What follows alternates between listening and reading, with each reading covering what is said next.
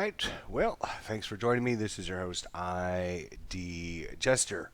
As you can see, we are looking at a game called To End All Wars. So let's look at the actual credits here.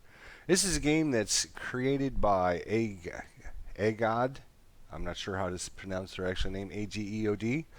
And it's distributed at the Slytherin website or Matrix Games website. So you can pick this up there if you are interested in grand strategy games. This is a game that's going to be To End All Wars. Is a game about World War One, and we do have the expansion. There's an expansion called Breaking the Deadlock, so we do have that on as well. So, a really good friend of mine is trying to learn the system, basically what goes on in the game system. There's many games in this system. Alta Jata Est. There is a Napoleon one. I think it's called Napoleon Wars, I believe, is what it's called. There's a few of them, and so once you learn one game in the system, you can basically go out and play many games of this same system. There might be some variations due to the different timelines that you play, but once you understand the basic mechanics for each of the systems, then you'll be able to do that. So a good friend of mine is trying to learn the system, and I thought, well, this would be a good way for me to kind of introduce it to him and let him watch this video, and maybe he can get himself in gear and actually get on the ball and watch this video so he can learn it himself and understand it and try it out for himself. So the best way for me to do that is to record it on my Twitch channel here, and that way it'll be there for him to watch and check out so that he can learn the system. So anybody else out there that's trying to learn it.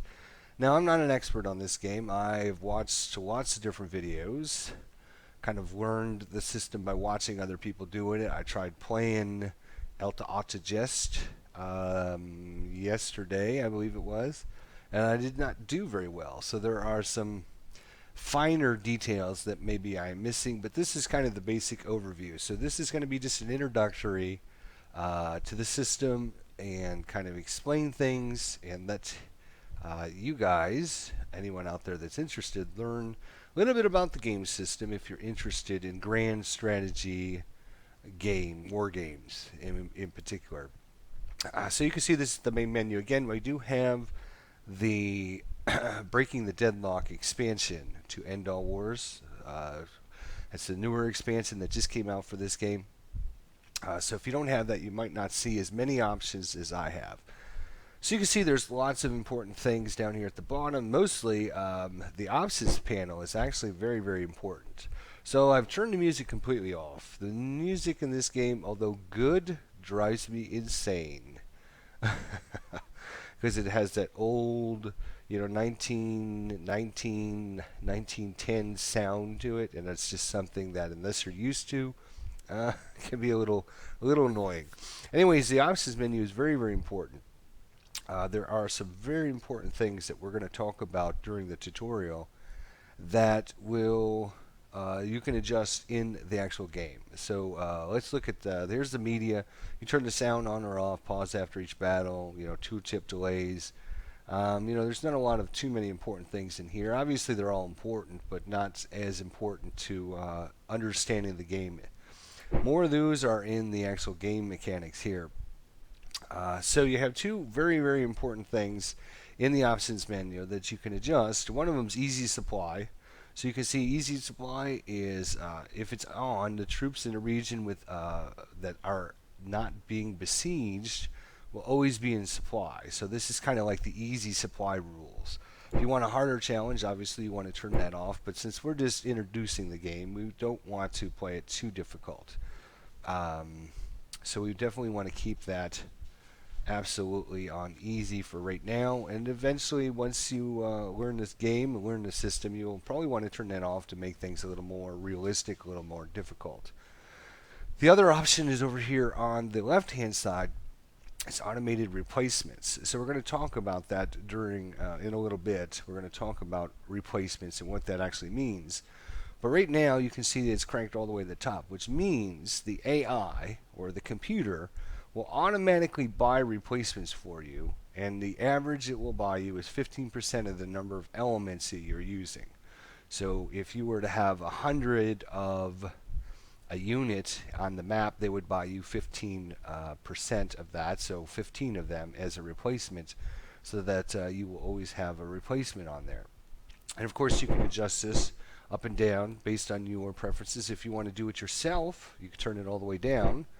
Right now, we're just going to let the computer do it because it will be a little bit easier to do that. Activation rules is kind of important too. If selected, land forces the large movement and combat penalty if the stack commander is not activated. So you can see there's several different choices there as well. We're going to leave it back on the default. As far as the AI goes, you definitely want to turn this all the way down if you're learning the system. Make it a little bit easier on yourself and see, and then eventually, after you play a game or two, turn it up, and then play a couple more games and turn it up. Just so you can see, you don't want too much bogging you down right now. And of course, the aggressiveness.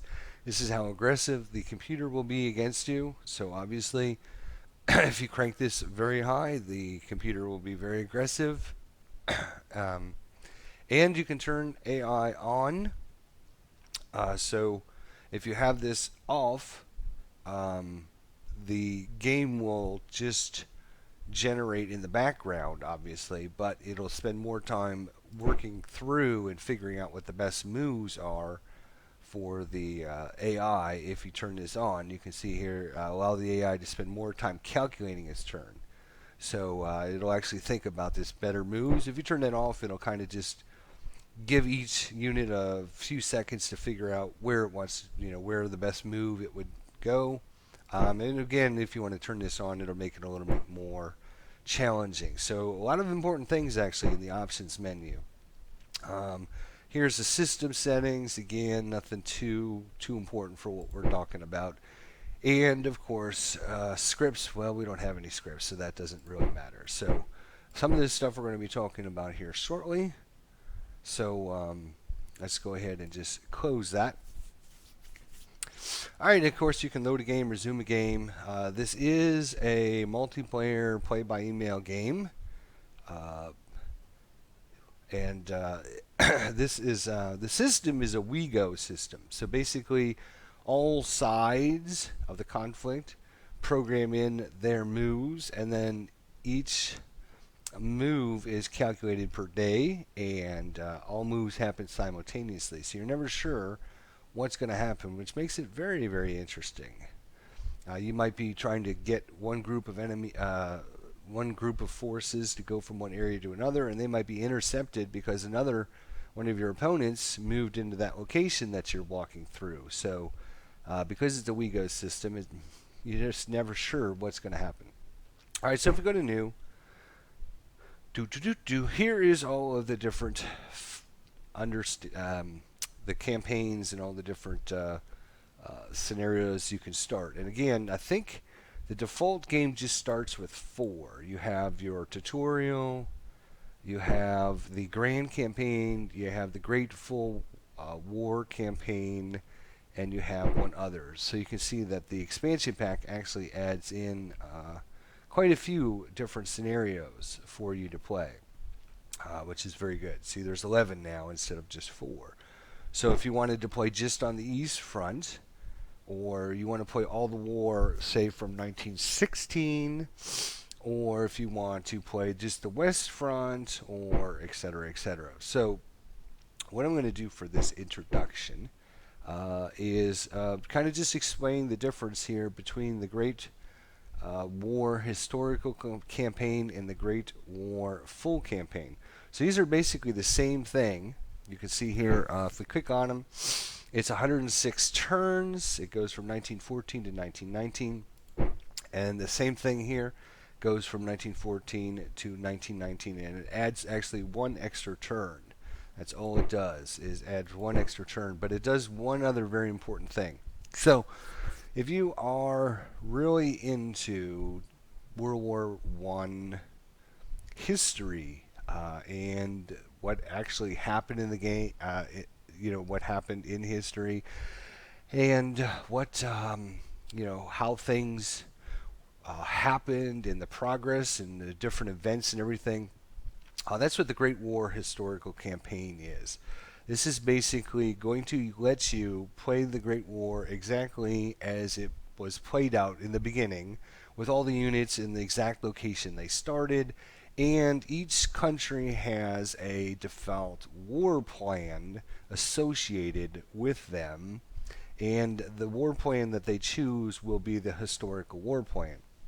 The difference is, in this one here, you will have each country has a variety of different war plans that they can choose from, and that will determine where their leaders are, where their units are, depending on which war plan you choose. So you could always, like for example, the historical campaign for the French is what they call War Plan 17, which is basically has the French do an initial attack against the Germans, trying to recapture some land that they felt the Germans took from them, I believe is what their default war plan is. I could be mistaken on that, but we'll check on that in just a minute. If you choose the Great War full campaign, you can choose many different plans. In fact, let's go ahead and just click on this so I can show you. So we'll go ahead and play that. Of course, you can play as the Central Powers. So the Central Powers, for those of you who don't know, I'm sure my great friend will know, but the Central Powers are basically Russia and Austro-Hungary and a few of the minor nations that joined them as well. Or you can play as the Western Entente. I'm not sure how to say that word, but this is basically the Allies, being France, England, Russia, Italy, etc., etc. Or you can play as just the Eastern Entente. I'm sorry, this is the Western faction, which is basically going to be France, possibly maybe Belgium and England, and then of course the Eastern is going to be the other side, which is going to be Russia and any of the minor nations that join in with Russia. So you have quite a variety to choose from, actually. So we're going to choose the Western Allies side here, and we're going to click on play. And of course it's going to go and do lots of really cool little things behind the scenes. This scenario covers the whole war from the initial historical attack in August until 1914 to 1919. Sorry. Alright, so you can see here preparing for war. Click and drag the map to the event. So you can see here they're preparing for war. It's time to prepare for war. Each of the greatest powers is planning extensively for the development of their massive armies. Choose a war plan that you wish to use. Each plan has its own costs and effectiveness, so choose wisely. So we will, so that when we have another historical event here, even if you play the campaign non-historical, though, you will still see a lot of the historical events. So this is basically what kind of starts World War One, of what I'm understanding, is Archduke Franz Ferdinand of Austria, heir to the Austro-Hungarian throne, and his wife Sophia are killed, shot dead by some people in I forget exactly, but you can read it there. Shot dead, and basically it draws in Serbia. They want Serbia to break free from their oppressors or whatever, blah blah blah. And this is kind of the event that starts World War One. And then, of course, this scenario covers the whole war after the initial historical attacks. We already read that. Thank you very much. And so basically what we're going to do now is proceed to the next turn, and it's going to allow us to choose our war plan. So right now you can see there's no units on the map.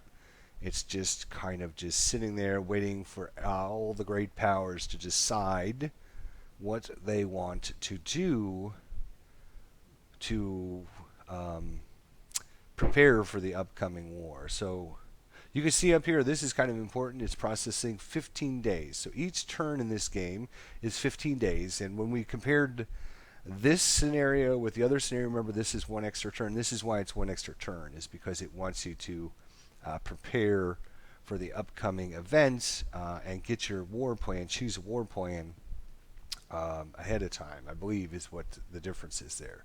So each turn in this game is going to be a late or earlier time of the month, and it will be 15 days. So you can see we're late July. So next turn will be early August 1914, and we should be able to choose a. Right now it's running the script, and pretty soon, there we go. Right. So French war plan. All right. So I guess I might not know exactly what I'm doing because I haven't actually started up the grand campaign yet. But you can see all the different sides have chosen a war plan. And in this case, it is actually the historical option for Austro-Hungary. So they have chose the Conrad plan. I thought it was going to give us a choice for which plan we get to choose. It's the Russian war plan. The Russians are choosing the Great Duke plan. So Russia is going to launch an early offensive against Germany to relieve France. So they're going to push towards Germany from the right to the left and hopefully take some pressure off of France. So that's good, especially since we're playing the Western Allies. Let's see if it says in here. I believe one of these will actually say. And so we have another historical event that happens. That's great. Outbreak of the Great War. Winston Churchill, First Lord of the Amity, sees 2 dreadnoughts being commissioned by the Ottoman Empire in Britain. The Rashaladan and the Sultan Osman I. Then they renamed them. This option allows you to honor the agreement instead and supply these ships to improve relationships with the Ottoman Empire. I don't think so, buddy. Neutral blockades are now available. Anglo-Japanese treaty is now available. You can see all these are like major events that happened, and you can click on them. Here's the German war plan. So the German war plan shows the historical option as well. They're going to have 7 armies in the west. Germany automatically declares war against Belgium and occupies Luxembourg. And of course, it gives you penalties and bonuses because of the plan that they chose. So you can see here, during the turns of 1914, Germany will gain objectives in Brussels, Lyon, Amiens, Reims, and Saint-Quinet. They have a rail capacity. They have 12 EPs. They have a rail capacity of minus 800 initially, and they recover by 150 each turn in August and 250 each turn in September. The German GHQ will be established in Mons under von Moltke. 1 through 5 armies will initially be attached to GHQ, and GHQ will be fixed during August 1914 turns, etc., etc. All right. Serbia rejects the Austrians' ultimatum. So Serbia says, nope, we're not going to listen to you, and that's kind of, I guess, what starts the whole war. Click on the map to center. Okay. So let's actually zoom out here and take a look at this map. So this sucker is really big and really nice, but it does take some time for it to load into your memory bank. So you can see I'm just kind of scrolling around on the map now, and I want to get all of these different provinces and everything loaded into my computer memory. So this is a good option for you to do. Just kind of use your arrow keys in your keyboard, move the map around, so you get it all loaded into memory, and then you can move much easier around on the map once it's all loaded in, because it is, as you can see, a very large, awesome looking map. So you can zoom in, you can zoom out. So you see we're zoomed way out now. So you can see this is France, so this is Western Allies, this is kind of where we're at.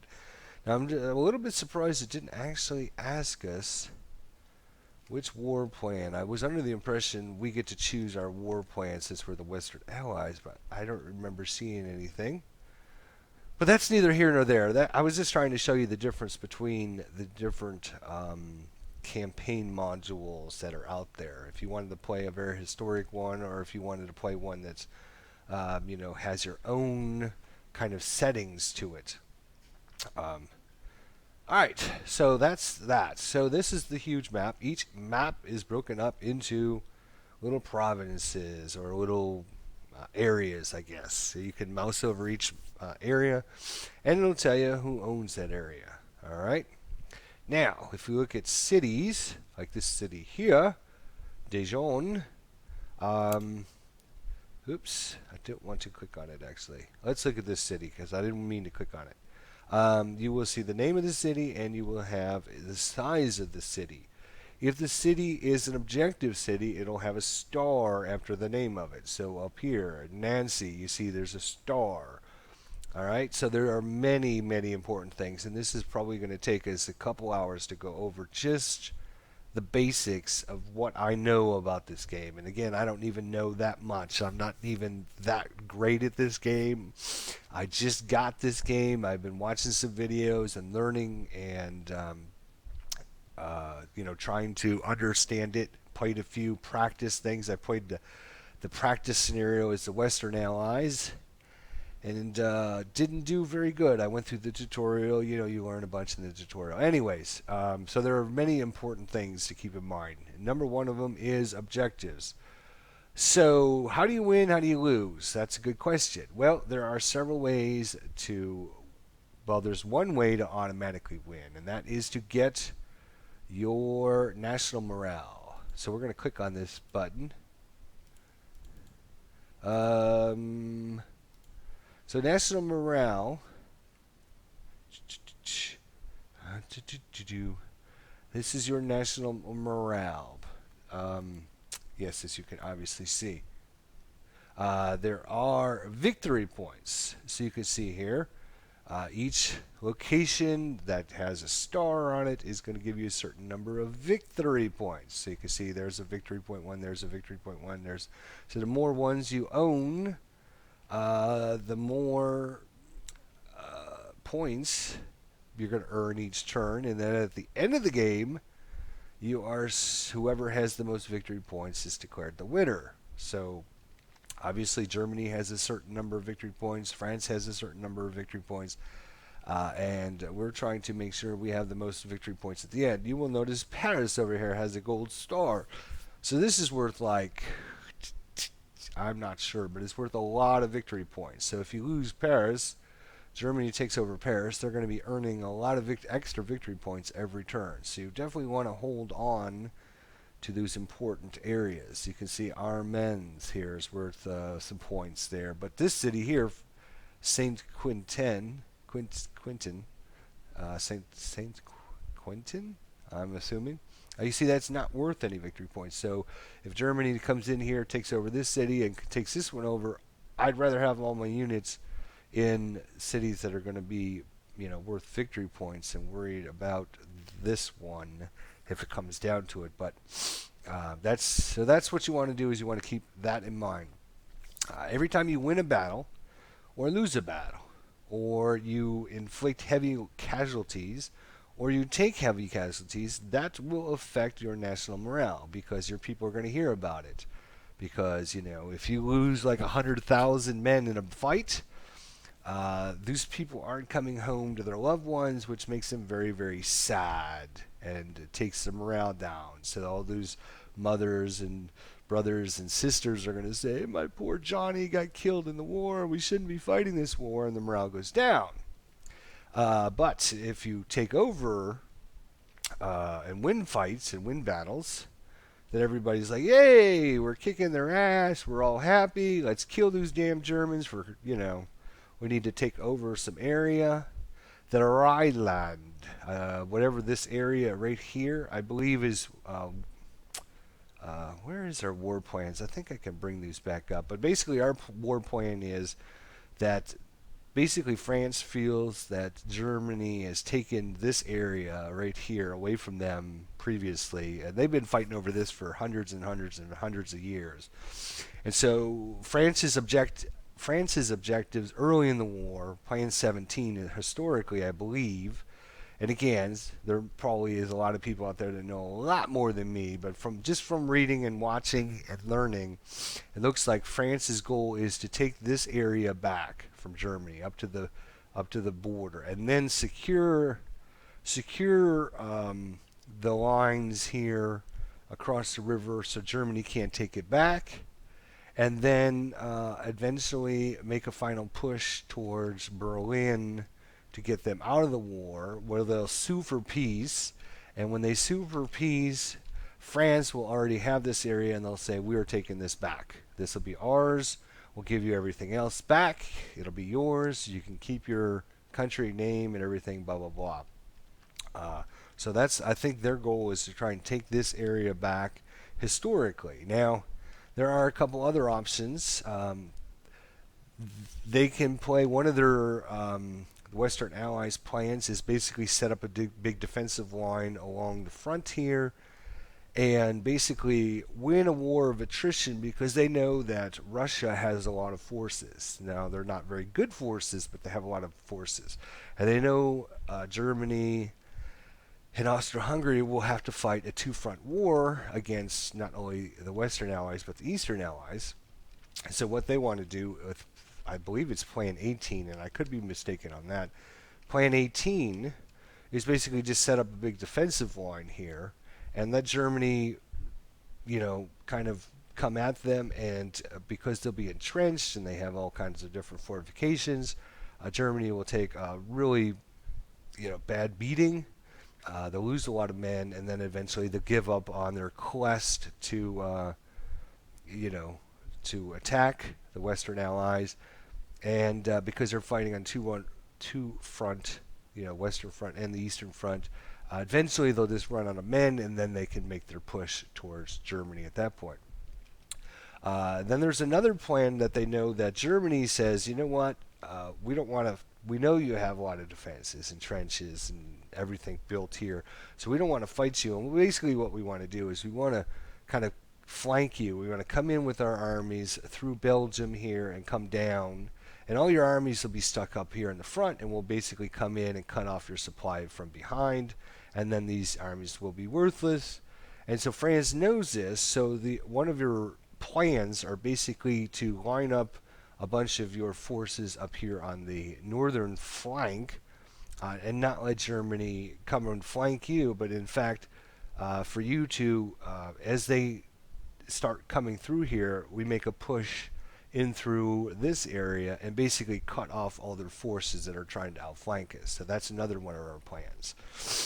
So there's a lot of different historical options that you can get into and play, and I know I wasted a little bit of time talking about that, but if you're looking for replayability and different options and stuff, obviously, if you play the historical one, all the countries are going to choose their historical plans, and you can just play that over and over and over and over again. All right, so that's the differences there. All right, so let's talk about a lot of stuff now. Okay, so obviously we have our map. We have our little mini map down here in the bottom left-hand corner. And I'm just going to click on that guy right there. And you can see our little representation of what's on our screen here. We can quickly move around by just clicking on the mini map. And you can see the different areas. If you need to get to an area quickly or whatever, you can do that. Of course, you can use your arrow keys. You can also scroll by putting your mouse up on the left or bottom, top, whatever side you want to scroll to. You could do that as well. Very easy, kind of common stuff. All right, so let's talk about some other things. So each province or each area, I'm not sure if they call them provinces or areas or what they call them, but each area tells who owns it, has a little flag there. Supply in this game, as we already talked about, is very important. So you could cut off units' supplies if they don't. And we're going to look at supply map here in just a minute. Above our little mini map here, we have shows you which area. So if I'm looking at this area, that area is forest here. Or I'm sorry, woods. This area is a forest, and each one of these areas will give you benefits and penalties.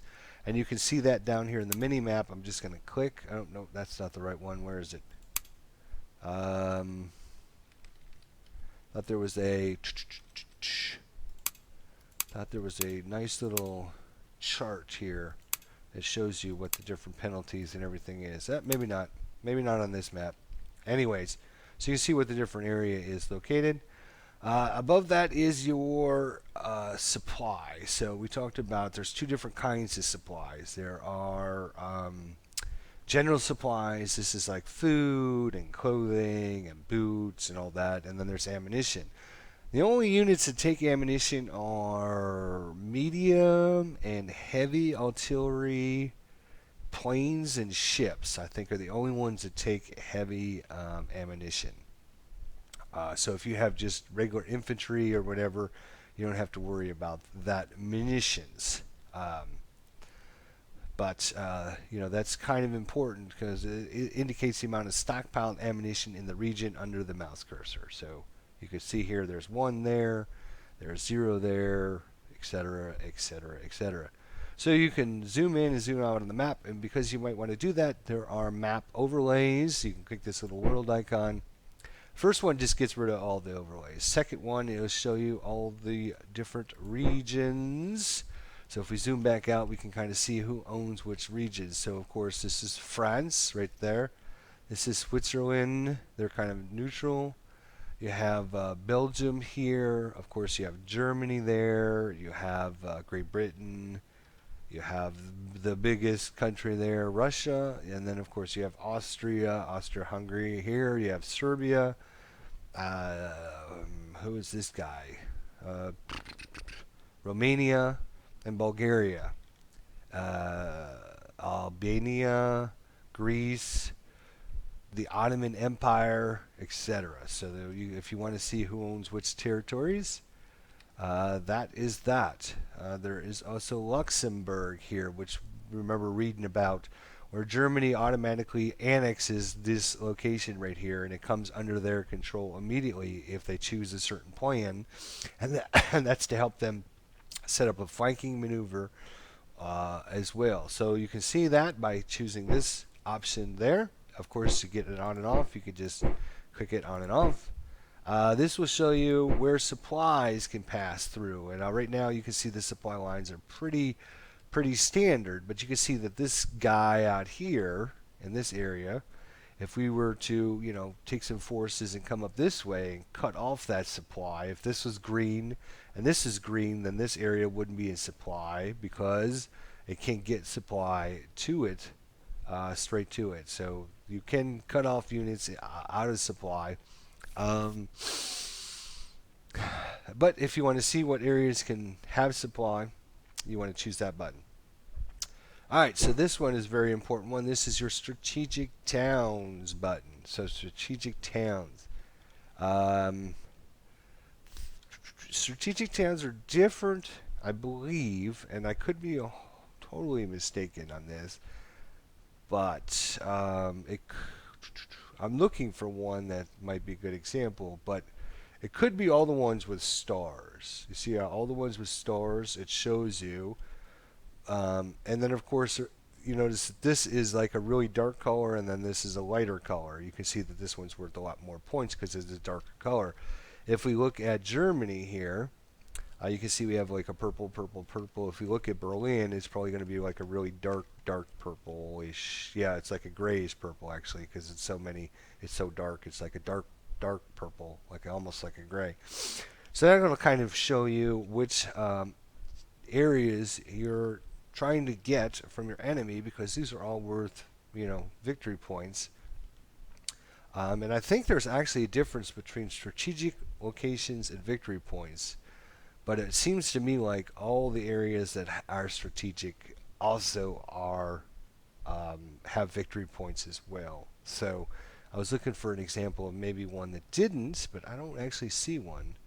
Oh yeah, here's one right. Oh no, it's got a star. I thought for a second it didn't have a star. Anyways, star cities, strategic and victory point locations, pretty much. Now there must be a difference between the strategic towns and the victory point towns. Well, it actually has the star symbol, so I don't know. Anyways, that's where you want to see that. Allegiances, so you can see right now who's at friendly with one another. So we are blue is our default country. So you can see we are allied with England right now, um, and a bunch of neutrals towards us at this point. So that'll come into play later on. If you don't play the historical game, then things like Italy will join the war much later, or Italy might join the war with Germany instead of joining with the Allies. So I guess things like that can happen depending on how they feel about how the war's going and everything else. Uh, that's political. Theater of operations. So this is kind of the Western Front. Um, you have the Eastern Front. I'm not really 100%. This is like kind of, I guess, called like the Southern Front, and then this is called. Let's see what it says here. I really mess with this tab much. Then you can see the different. Here's a good way to see the different um, terrain for each of the areas, so you can see which is woods and which is hills and which ones, all that, and then you can see the weather. So a lot of this stuff, you might take into consideration before you do your attacks or everything, and while you're maneuvering your guys around. So that's all very, very important things. So if we look at on the left-hand side here, we have Joffrey here. Joseph Joffrey is our main hero, and if we click on him, we'll actually see him in one of these stacks. See if I can find him.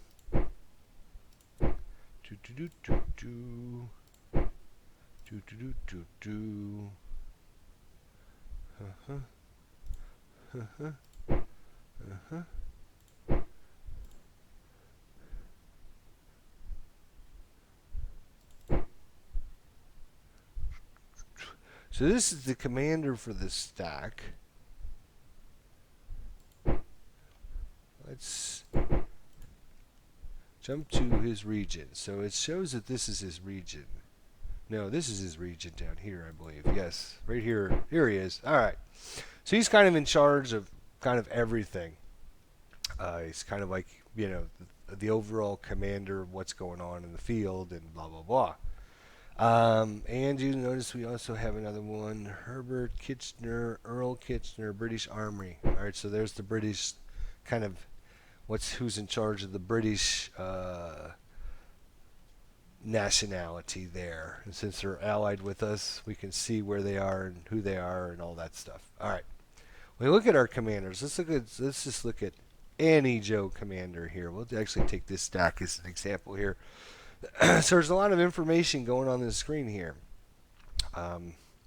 You can see that actually some of these have a stripe through them.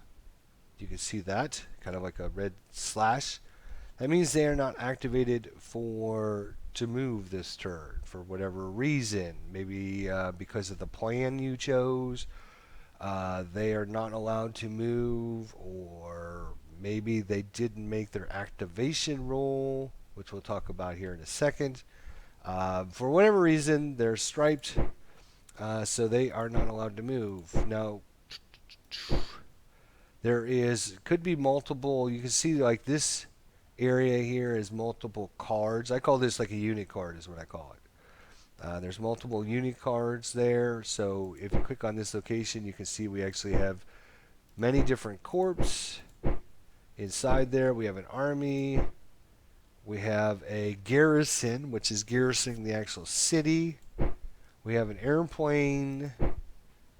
And then we have a fortified units that's in the fortifications there to help protect the area. All right, so there are maybe multiple things in. This one here looks like it's just one Well, there is actually 2 unit cards. There is like an artillery division here, and then of course our main headquarters guy. Maybe this is like a headquarter division. I don't know, whatever it is. You can see he's got the gold star, which means he's the commander. There you go. All right, let's go back and look at this stack, though. Shall we? Yes, we shall. All right. So when we click on our commander here, you will see that they have some subunits in there. And sometimes there's like a little scroll bar over here, so we can scroll. There we go. So we can scroll right. You can see we have a supply train. We have a looks like ammunition depot. We actually have a hospital unit there.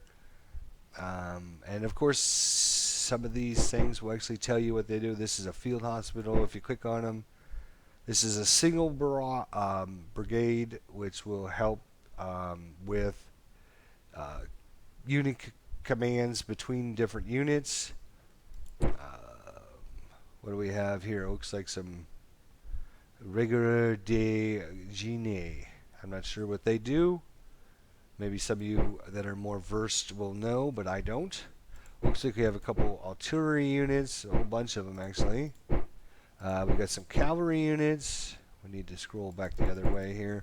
Some cavalry units, and of course our division elements. Alright, so what I basically do is I call this, and it's probably not even the correct term, but I basically call this the unit card. This is the unit card, kind of the information that tells you about the unit. Each unit card is broken up of many different units inside it. So you can see this unit card has actually got an infantry brigade and another infantry brigade, and it looks like an artillery regiment. So this card represents 2 infantry brigades and a artillery regiment. All right. So it's not like this card represents one guy. It has many different subunits inside the card. If we look at the cavalry, same thing. The cavalry is broken up into looks like a light cavalry brigade, and a horse artillery regiment. So this is not just one unit. This is a unit card that represents a whole bunch of subunits, basically, is the way I look at it. You can basically tell the relative strength of the unit, or I'm sorry, it's combat power. Strength, we should not use the term strength, because strength is actually for something else. Combat power of a unit by just looking at its number there. It just gives you a relative number really quickly to look at. So you can see that these are 12s, this is 22, this is 61, this is 58, blah, blah, blah, blah, blah. If we add all those numbers up, you can see our relative strength down here at the bottom of our unit card of our general here. 364 is his, kind of his combat rating. So obviously, if he was going to go up against another unit that was 364, it would be pretty close fight, because they have about the same amount of combat power. But there's a lot more to it than just combat power. There's a lot more than just the combat power. If you're attacking across the river, you're going to be taking a penalty. If the unit's dug in, then you're going to be taking a penalty. I mean, there's a lot more to it. Not only that, but each general, or each leader, I guess I should say, has some stats that will help him and his units during the fight. So this guy here, who is this guy? Edward de Casino. So he has a strategic value of 3, and an offensive value of 2, and a defensive value of 0. He's not very good in general terms. He's not very good. When they level up, they will earn experience, and as they level up, some of their stats will adjust. So strategic value. What's strategic value? What's the best way I can put strategic value? Is kind of one of the most important things about a strategic number is every turn, at the very beginning of the turn, the game will roll a dice, and you need to make your strategic value or lower on the dice. And I'm not sure if that's a 6-sided dice, a 10-sided dice, a 4-sided. I don't know what kind of dice, but basically, the strategic value is whether or not that unit will be activated for the turn. You can see some of these guys maybe didn't make their rolls, and so they can't activate. They're reorganizing. They're hunkered down. They didn't get the orders from the headquarters saying go out to this location, whatever it represents. I mean, there's lots of things it can represent. They're just tired. They want to take a break. They're taking some, a coffee break or whatever it happens to be. So the better your strategic value is, the better chance you'll have to activate, and the more movements you'll get for the turn and things like that. Offensive, pretty self-explanatory. When you're doing an attack, you're going to add 2 points. So this guy will add 2 points to all of his units behind the scenes when they do all their fighting and everything. So obviously, if you're going up against a general that has an offensive value of 6, and he's attacking us, that would be bad because we're going to add in our defensive rating of 0. So this guy is a better offensive leader than a defensive leader. If he was to sit there and this guy comes over here and attacks us, or let's say this guy's value is 364 as well. He comes in here and he's attacking us. He will use his offensive ability, and we will use our defensive ability. For us, our defensive ability is 0, so he's not giving us any kind of defensive bonus whatsoever. So this guy is a better guy to actually use it as an attack. Combat, here's a lot of more other kind of stats that he's going to be giving. We have his initiative is 0, rate of fire is 0, assault, just a lot of numbers behind the scenes, and you'll probably eventually learn more about these numbers, but I'm not going to sit here and talk about those because we'll be here all damn day. We don't want to be here all day. So I just wanted to show you about the leaders. So the most important thing about the leaders is the overview. Seniority-wise, I believe seniority-wise goes by lowest. Well, let's look at our main guy here and take a look at him. Oops. Yes, there we go. He's got a seniority of 56. So I believe the other guy was a 76. So it goes by lowest number is a senior officer. So whoever's senior officer in your units, or in your for your each card. If we had multiple leaders in here, whoever is the most senior officer. And of course you can see their main numbers here. The most important ones are their command rating, which is 3 strategic, 2 offensive, 0 defensive. We just looked at that.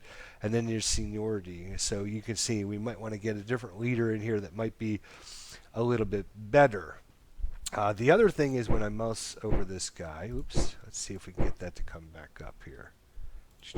I don't want to actually click, I just want to click on the actual unit card. So each unit card and a location has a tab. So you can see here, every time I click on this, it's going to actually change the unit card that you can see on the screen. And right now we can see we have 1, 2, 3, 4, 5, 6, 7, 8. So this area has got 8 different units, cards, not units, 8 different unit cards, because each card could have many, many units inside it. So just have to remember that. So this unit card has 1, 2, 3, 4, 5, 6 units inside it. This one has 2, 4, 6, 8, 10, 12, 13, 14. It's got 14 different units inside it. Are unit cards. And then each unit card has units inside that. So it's kind of a little, I wouldn't say confusing. It's just a little, it just takes a little while to get used to, I guess. All right, so if you look at this general over here, we'll click on him. This is De Malte. He's got a strategic value 3, offensive 2, defensive 2. Again, no experience, etc. Politics of 4. His seniority is 112. So he would, if we move this guy into this stack, this guy is still going to be in charge of this stack because this guy's got a lower seniority than this guy. Alright, so that's kind of the most important thing to keep keep in mind about your leaders. They are like ultra important, and they can make the difference in a battle. This goes with any of the games in this series. If you play Alta Jacta Est, I'm not sure how to say that. Anyways, if you play that game series, um, I was playing a scenario yesterday with a general that had like a 665 or 655, something like that. Really nice stats. And I was going up against other units that were just as powerful. But because my leader was so good, we were just crushing them. Just kind of crushing them. All right, so the other thing you can kind of tell about how, just at a glance, at how powerful your units are is just by the amount of stars. You can see this guy's got 3 stars here. That guy's got 3 stars. This guy's only got 2 stars. That guy's got 2 stars. I believe that's what that represents here. Could not be. That could possibly not be. Maybe that just represents their numbers. 322. Let's see. If we look at this guy here. His numbers is a 322, but he's only a 2 star. Maybe that's their seniority level. I'm not 100% sure on that.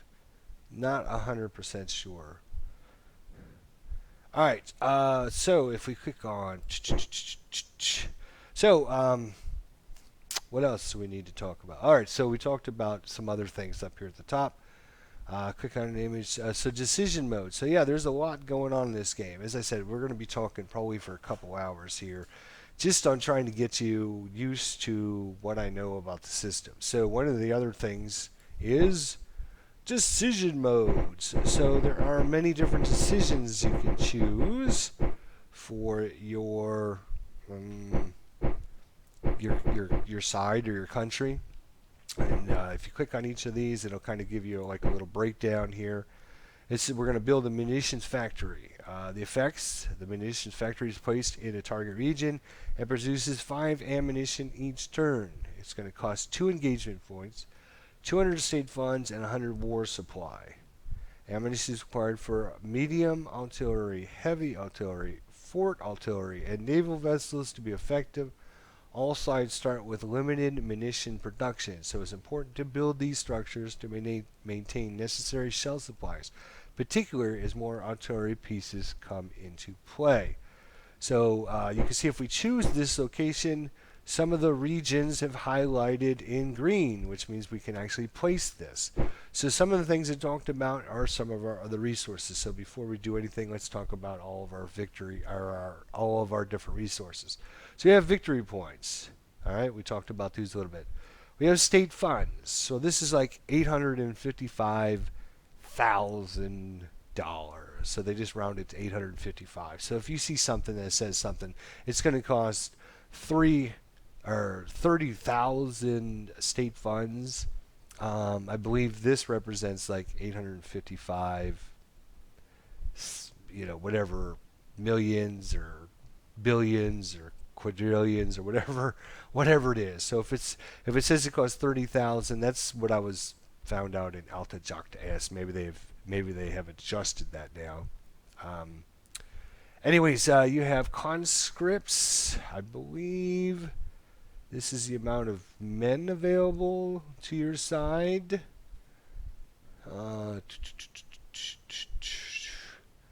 We also have war supplies. We have rail points, which are very important. They're not going to be that important in the beginning of the game, but they will be very important later on, because in the beginning, basically, everybody's kind of stuck into their war plan. But eventually, all the places say, oh, no, you know what, we screwed up. We got to send some guys over here, over there. And depending on which war plan, they choose to alter their war plan quicker. We also have engagement points. So some things will cost engagement points. We have 22 of those. We started with 6, and changes from events and strategic decisions 16, so we got a final of 22. And then we have ammunition. So we have a total of 89 ammunitions total. Every time you choose to use artillery in a fight, I believe that goes down by 10 points. I believe is the way it goes. So obviously, getting a munitions factory built right off the bat might be a good thing because then we would get an extra 5 ammunition each turn. So basically, every 2 turns we would have 1 extra ability to shoot artillery. I believe is the way it goes. And of course, there are all kinds of decisions. We have diplomats here. We have several different diplomats. So basically, if we scroll or click on our middle mini-map, here's all the different countries in the game. And you can see here, we want to send some of our diplomats to our countries. So this one is actually different. Let's see what the difference is between these guys. So each turn, there's a percentage chance equal to the region's alignment towards your alliance of moving that nation's a further 2% alignment towards your alliance. It will cost 200 state funds and 300 engagement points, or 3 engagement points. It can only play off-map diplomacy regions of Great Britain, Italy, Ottoman Empire, and the United States, and only if the nation is still neutral. This guy here can only be played off of... can be played on all off-map diplomacy regions of minor nations. Okay, so we have one that's like a really good diplomat. He will only go to one of the major countries. United States, Ottoman Empire, Italy, I believe are only 3 choices. And we can only send them if they're neutral. And basically we can try to steer them to our side quicklier by using this. And of course it's going to cost us 200 state funds. So our state funds here will go down by 200 points. And 3 engagement points. So that's these things as well. So if we want the United States to maybe join the fight a little bit earlier, or do we want the Ottoman Empire to say, all right, we're not going to come in and mess with you guys. I believe, did they come in? And yes, I believe they came in.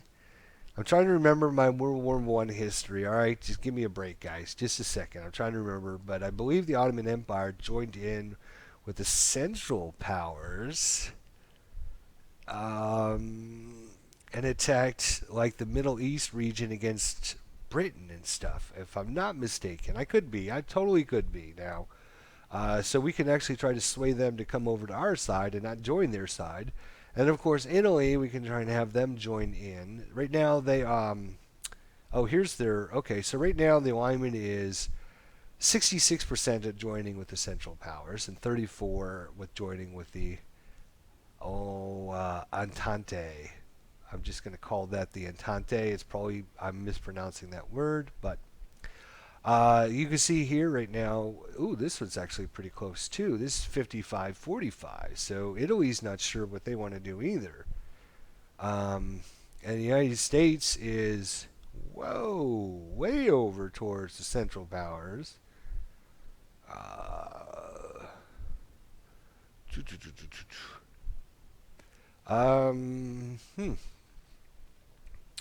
Well, we're going to send him, we're going to click on him, and then we just have to, you see, kind of click and drag. If I try to drop him somewhere else, it'll just come back here on the screen. So these, basically, I'm just showing you, I know we went into kind of a tangent here, but we went into decision mode, or F12. This will bring up all the kind of important things. Now, you're going to be doing all these all the time, but I think the diplomats are a really good option. They cost... These guys only cost 50 each. This guy costs 200, but hopefully, it could make a big outcome difference. So we're going to drag him up, and we're going to try and have... wow, that is such a tough decision. That is so good. That's good. I like that. All right, we're going to have him go to Italy. There we go. You see our little diplomat there. Now these guys are going to go, and these are all the minor countries here. And we could try to sway these guys to come to our side. So let's see what we have here. So... Japan, Mexico, Luxembourg, which is 50-50 split, We have Persia, Afghanistan, Arabia, Switzerland, Holland, Netherlands, Portugal, Greece. Greece should come in as ours. So let's. We want Greece to come in for us. Bulgaria. We definitely want Bulgaria to come in for us. We would like to sway Romania. I believe Romania came in as the Central Powers, but boy, we'd like to get them on our side. We can still send one up to the Ottoman Empire, but of course, this is just our little wimpy guy. No, I guess we can't. I'm sorry. I thought we could, but no. So yeah, I mean, lots of good. Norway, Denmark, Persia. Persia sounds pretty important. Let's go for Persia. And Arabia, Afghanistan, Switzerland, Norway, Portugal, Luxembourg, Mexico.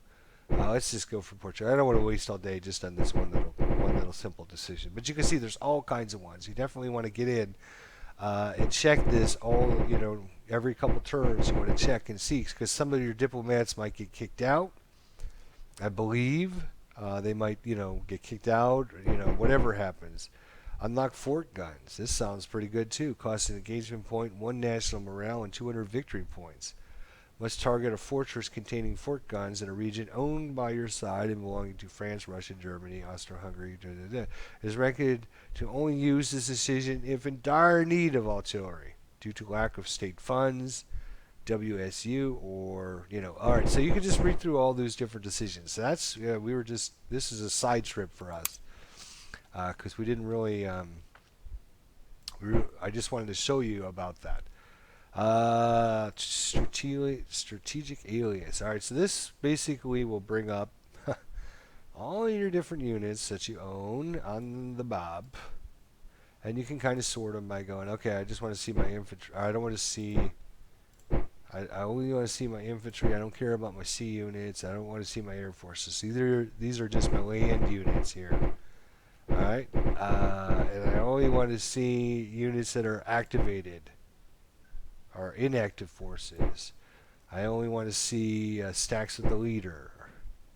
You can kind of turn them on and off as you need to see fit, so you can kind of keep track. I believe you can sort these. Yes, you can sort them by cohesion. Oh, these guys are, look at that, 11% cohesion. We haven't even talked about cohesion yet. Supplies, self-sufficiency, number of elements, entrenchment level. It shows you their entrenchment level. Looks like everybody's at entrenchment level. No. Okay, there's a whole bunch that are actually entrenchment level 25. Nice. Click on these guys. Yeah, we can click on them and go right to them. So there they are. These guys are well dug in, but unfortunately they're not at the front lines. Alright, so that is the strategic alias. So we talked about the different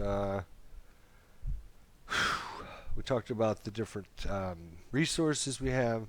Alright, so one of the other things we click on, when we click on a region here, and it brings up the little unit card. Over here on the right hand side, if I don't click on anything else, see, when I click on everything else, it kind of gives me the overview.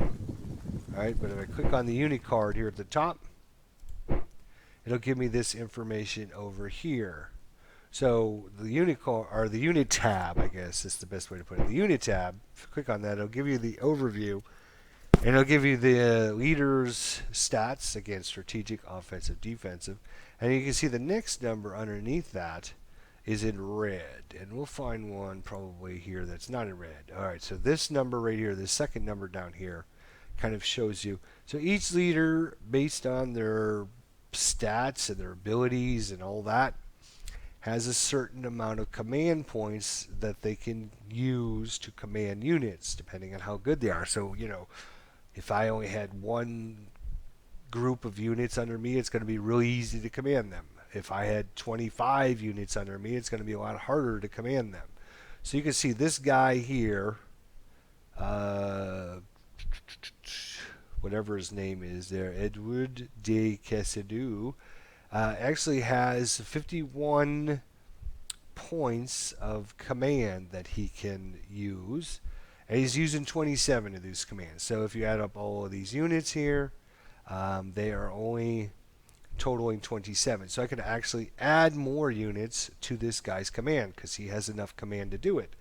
If you try to stick too many units into a guy's command, let's see, like this guy up here, who's maybe not as good with his abilities to command, he only has 26 command, and he's got 31 units in his 31 units in his that are costing his command. So he's higher than his actual command rating, which is bad. And all of his forces are going to be fighting a 16% reduced efficiency and effectiveness. So you want to make sure you don't put more guys into. You can't just make like one just massive stack. I can't just take like all of these guys right there and just put them into this one guy's army because he can only command respectively 51. So what we can do is we can actually, this is the army unit. So we can look at this here, and this is a supply wagon, and it looks like just a. It is a, what is this? The corpse. So we could just actually take this whole tab and we can put it in the army. Alright, so we could try that. That requires command of 12.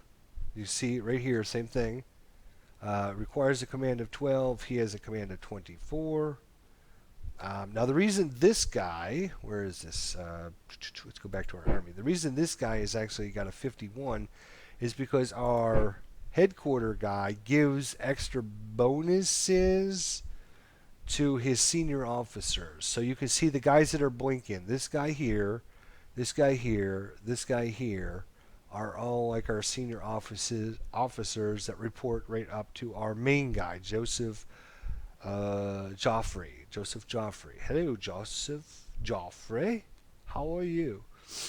So he is giving a big boost to these generals. So most generals are not going to have. See, this guy's a 24. This guy here is a 26. This guy here is a 28. This guy over here is a 0. That's not good. But the ones that are getting a boost from our main headquarters are getting he's up to 51, he's up to 51, and this guy's up to 47.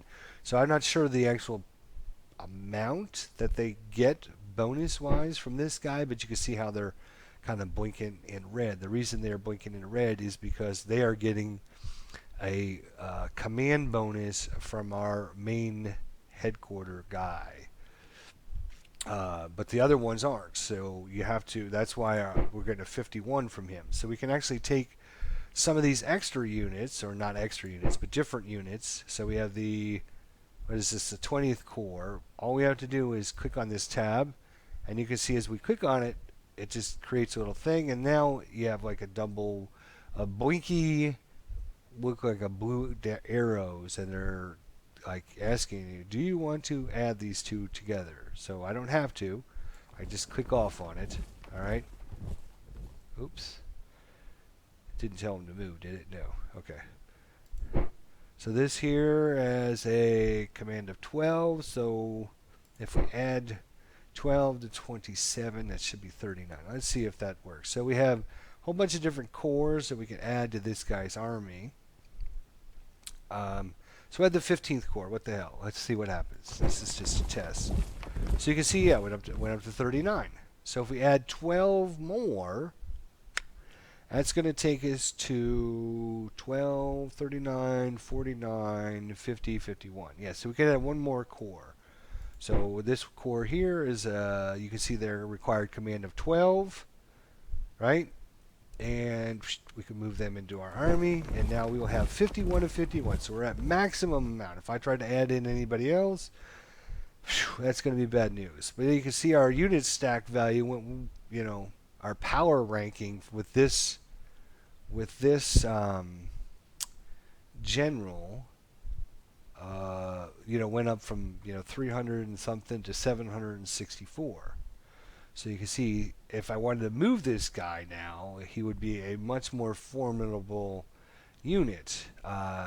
If this guy right here, or somebody comes and attacks us, he's going to basically attack all of us anyway. So the only advantage of doing this is to, like, if I wanted to move this guy to a different location, and move him down, to go attack this guy, or move him up here to attack this guy, or whatever. I would want to do that ahead of time. If they're all in the same area, if they're in the same town, then when this guy comes and fights, he fights all of us, is my understanding. Again, I might be misinterpreting something, but I believe that's the way it works. So you have a couple more cores we can leave behind in this location, and when we do, you can see, just if you want to get your unit card up on top, you just click on the unit tab, so you can see. And then all you have to do is, if I wanted to, let's look at a couple of these cores. So we have this corps here, the 9th Corps, and we have the 26th Corps. You can see they're each required command of 12. They provide a command of 24. So we could take these 2 corps and we can combine them into one if we wanted to, if there was an advantage in doing that. Oh, I don't want to move him. Alright, so you can see I accidentally moved this guy, and the game thinks I want to move him all the way down here. Alright. If you accidentally do that, all you have to do is click on the delete key on your keyboard. Delete key. It'll take him back one step each time I hit the delete key until he's back to his original location. So if I accidentally click a guy and tell him to go all the way over there, oops, I just hit delete, delete, delete, delete, delete, delete, delete, delete. Just keep hitting delete until he goes back to where you're supposed to go. So that's how you can cancel a unit's orders. So that's how you actually move guys in this game. It's a drag and drop system. So as we talked about, each month, or each turn is 15 days a month. So you will have early August, which will be days 1 to 15, and then we'll have late August, which will be days 16 to 30. And this is a WeGo system. So I'm going to program my turns. The game's going to program its turns, and then it's going to process day 1. Okay, where does this guy go in day 1? Where does this guy go in day 1? It's going to do everybody's day 1 movement. Then it's going to go to day 2. So I might say, take this guy, and I might have him come up here, and you can see it's going to take him 5 days to get here, and then another 4 days to get there, for a total of 9 days to get up there to that position, right? So the first day, second day, third day, fourth day, fifth day, he arrives here. But maybe the German player had moved this guy in here. Oh, let me move him back. Maybe the German player moved this guy in here and was, going to attack this location with this stack. But our units are going to end up meeting here on like the 5th or 6th day, maybe, possibly. They're going to come in here. He's going to fight us. And because process each day individually. So it's going to be 15 days of time, and then the turn will end. Then you can reassign all of your units to do what they want to do. So I'm just going to hit delete to move him back. So you can see up there, last destination aborted. So that's good. All right, so other things. So the first number, obviously, is the number of the general's strategic, offensive, defensive. We know this is his command rating. This is the food and water capacity. So the supply rating, 100%, and then the ammunition supply rating.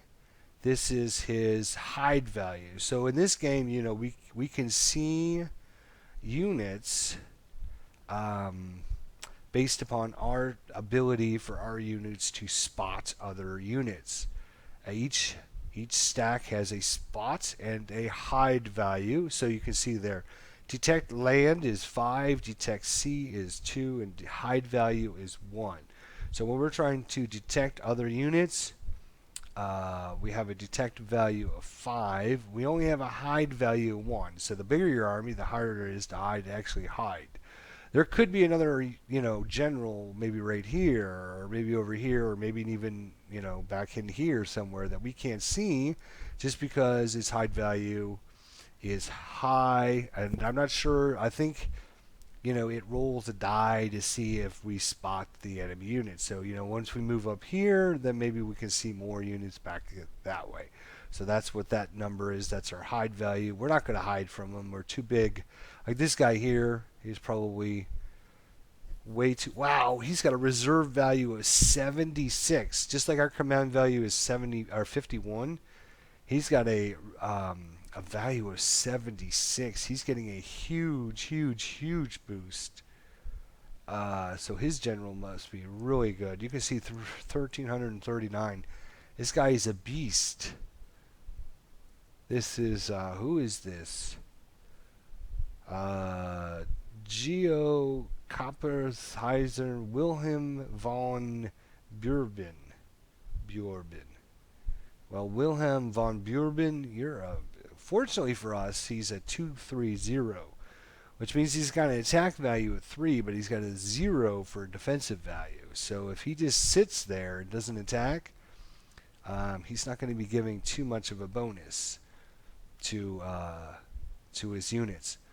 So I want to take. I know I've been talking for a while. I've actually got to take a break for a few minutes. I'm just going to leave this here. We'll come back in just a few minutes. If you're watching this later, why don't you just fast forward about 5 minutes, and I'm going to get me something to drink, and I'll be back shortly. So until then, I'm just going to put the coming soon on the screen. When you see the coming soon's gone, then we're back. Just give me about just a 4 or 5 minute break, and I'll be right back.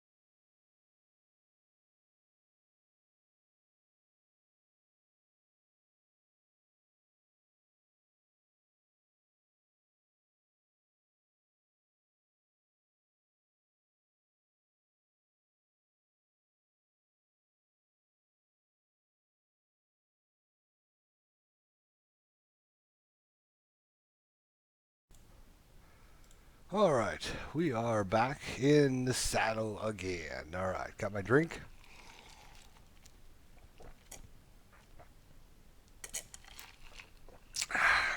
There we go. All right, maybe that'll clear out my throat. All right, so what were we talking about? Oh yeah, we were going through all the different number system. Last number here will show you your current entrenchment level, which is 0. This will give you your detection values, both against land and sea. So 5 for land, 2 for sea. Obviously, the more units we have, the better leader, the better our spot is. So if we look at this guy, he's like a 5-2. This guy's a 3-2. This guy's a 5-2. Obviously, we don't have to worry about spotting sea units yet. All right, so let's talk about some more about the city. Zoom in a little bit so you can see. So each of the cities here, you notice when we click on this guy, we also have a little number next to it. It has like a little arrow. This shows that it has 2, I would guess, garrison units inside of it. These would be our little fort area there, and then probably the actual garrison as well. So that's what represented by these number 2. If we actually go to a city that doesn't have a leader in it, like this city here, you see it actually, when we clicked on it, it popped up units. These are the 2 units. It's going to be the garrison, and it looks like the like a small division with it. All right. So that's that. If they are in blue, let's see if we can find, we have to go to a coast city. If they're actually in blue, like this one here, instead of gray, that means it's a C unit. So if we click on this, you see we have actually a C unit in here. It has 2 elements of a ship. Very overall combat strength of 2. Looks like a transport ship or something. No, it's not a transport ship. It's got no transport. Oh, yes, it is a transport ship. Transport capacity is 20.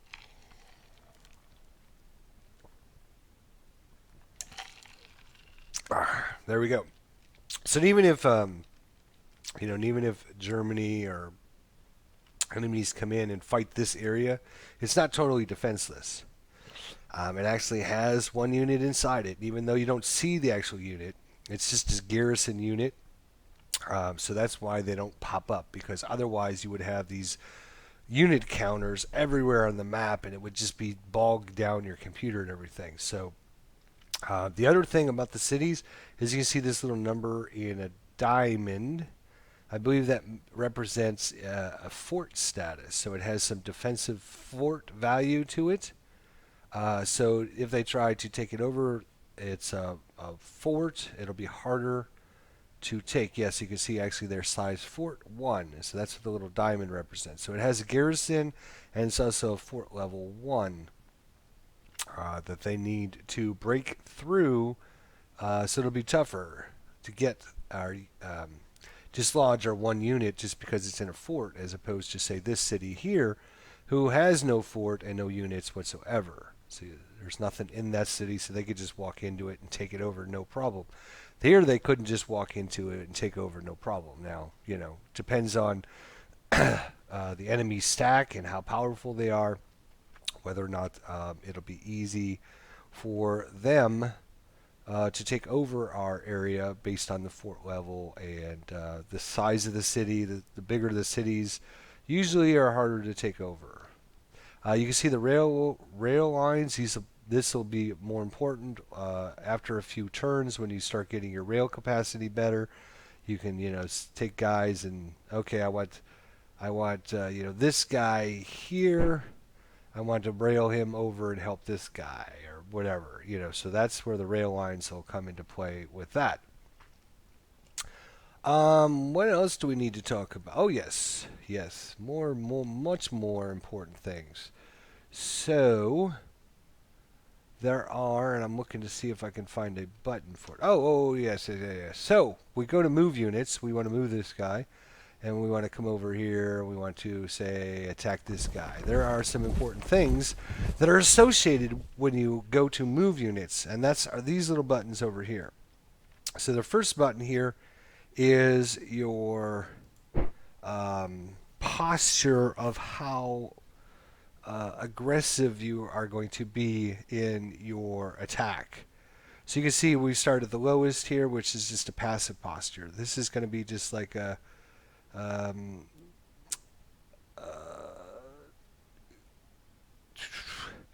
you will get a defensive posture bonus, but with combat penalties. If you are attacking, you have a higher chance of retreating. So this is kind of like a I'm trying to remember the words they used in the other game. It's kind of like a probing attack, I guess, just to see what the enemy's doing. You won't lose as many units. You just want to find out what he's got. Maybe, we can see right now we don't know anything about this unit. It's just a bunch of question marks. He could have a major stack there. Or he could have just a couple guys. So that's what that is. We also have a defensive posture. So when the defensive posture is engaged, you won't engage the enemy in a region, allowing them to pass by. But if you are attacked, the terrain can provide some advantages. You will not gain any ground by defending against an enemy, even if you have the upper hand in a battle.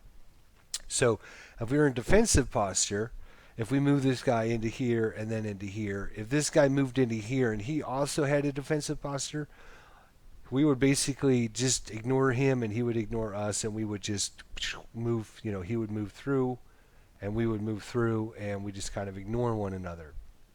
That's kind of what a defensive posture does. Offensive posture, you will attack on sight an enemy within a region. You will not benefit from any terrain, nor from any entrenchment, but you can gain some ground if you have the upper hand in a battle.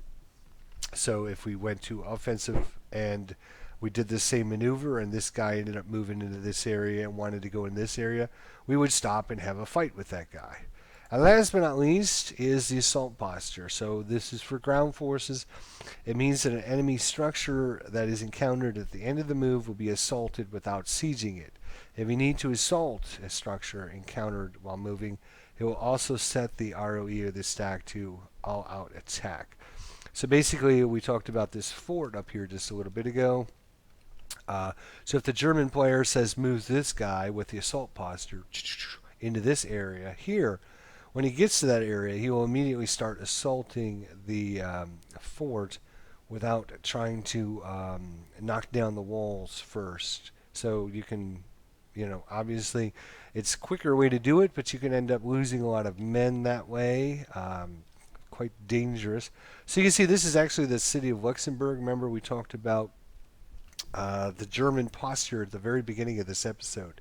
This is actually Luxembourg here. And Germany has basically taken over Luxembourg. They've left Luxembourg's government in charge and everything, but they basically run it right now. So this is one of their war plans, is to come through, take over Luxembourg, and kind of come through Ardennes here, and cause some issues. So let's go ahead and just back that guy back up. You can see this guy again is not activated. That doesn't mean everybody in the stack isn't activated. I don't believe. I could be wrong on that. Yeah, you see the plane is not. It can do its thing. And these planes are normally, I guess, used more for scouting and trying to find out than they are for attacking. They give you, I don't think they give you any kind of combat bonuses. I could be wrong on that, but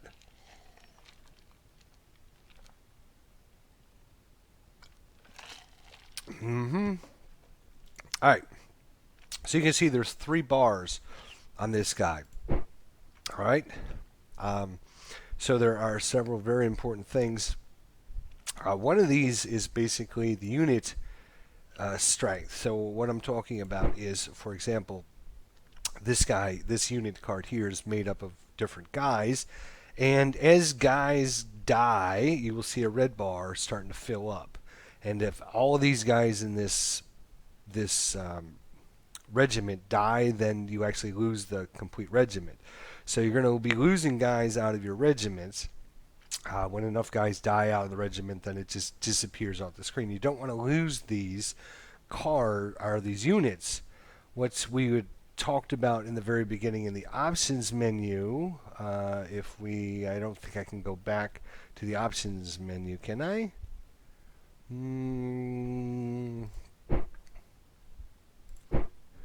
I don't believe I can. No, I don't think I can go back to the options menu. All right. But remember in the beginning when we talked about the computer will automatically, so this is an infantry, what it will do is automatically purchase more infantry guys for you. It's not going to purchase the actual regiment. It's going to purchase guys to replace your fallen guys. So as you fight, some of these units will, become half red and 3/4 red. And each turn, the computer will automatically purchase guys to fill in and replace some of the guys that are lost. If your actual unit becomes killed, there's a big difference than purchasing guys. You want to replace the actual regiments. And what you do for that is you actually come up here to the military recruitment mode. So these are the actual replacing of units that have been completely destroyed. They've lost all of their brigades. They will, replace everything. And you can see it's kind of pretty self-explanatory. You click on one of these units, and depending on what kind of unit it is, you may be able to recruit it in a certain location. So, for example, we have a British military division. If we want to replace that, it would show us up here any province in green that we could recruit that location from. Let's find a French one because I'm not sure British is actually. Oh, here we are. Maybe it just took a second for it to pop up. So we have a French Pioneer Regiment. And there you go. That's kind of a good example. So we could start building this unit in any one of these green locations. So maybe we want to build it in this location here. So to replace the actual French Pioneer Regiment, it's going to cost us 25 money. It's going to cost us 8 conscripts. That's our manpower. It's going to cost us some money. And it's also going to take a certain number of days. It's going to take 60 days. Each turn is 15 days. So this unit is going to take us 30,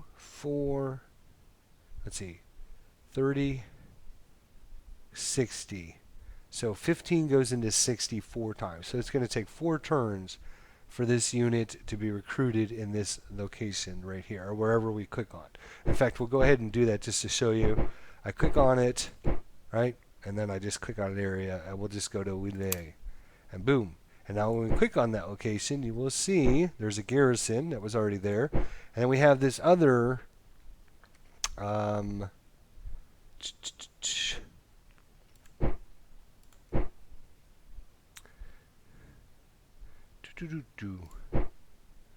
is the garrison. Let's just do that again real quick just to make sure I didn't mess that up. So we're gonna let's look for an area that. All right, so we don't have any land units there. Let's see if we can build. Yes, we can build. We can build one of these pioneers. We're gonna build them right here. All right, so we have our ship. Oh, maybe they don't show up until they're actually built. Maybe that might be the change. They used to show up in Alta Jacta Est, but maybe now they just don't show up at all until they're actually built. Let's see if we can find. There's an artillery guy. This is going to cost us some war supplies, some more conscripts, some money, and 30 days. It's only going to take us two turns. But you can see we're kind of limited in where we can build this, so we'll build it there. Oh, you know what I'm doing wrong? You have to drag it over there. That's why they're not showing up. All right. Yes, I forgot about that. All right. Yeah. Let's try that again. So we go back to our French Pioneer Regiment, and we drag it over, and we just drop it. Oof. There we go. Now we'll click on him, and we'll see him being built. That's why. All right. So there you go. So there he is. He's in the process of being built. He's not active. He doesn't have any combat value or anything, especially since we haven't actually gone into any turns. So that's how you replace unit cards and units. And let's see who else. We have there's just going to be, because we're the Western Allies, we have all kinds of different, a French signal, money, French engineers. There's blimps. There's all kinds of things. Platoon bridges, British Field Hospital. Each of these are kind of color coded, I believe. We have some French Reserve Division. So we're going to click on him and drag him up here, and poof, you see he's going to be built. He's going to take 45 days, so that is going to be 15. It's going to take 3 turns. He's got a combat strength of 43.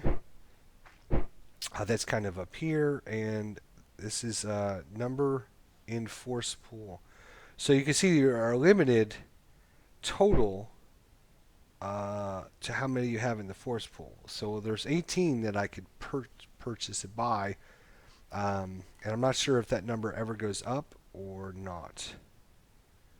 List all units available for your nation.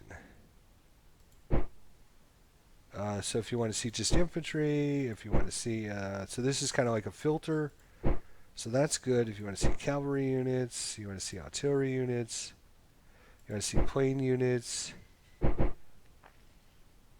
British, Belgian, fighter planes, recon planes, etc., etc. So that's how you build basically new units. What you're hoping for is to not lose too many of your units, obviously. But as we mentioned, the guys that are actually part of your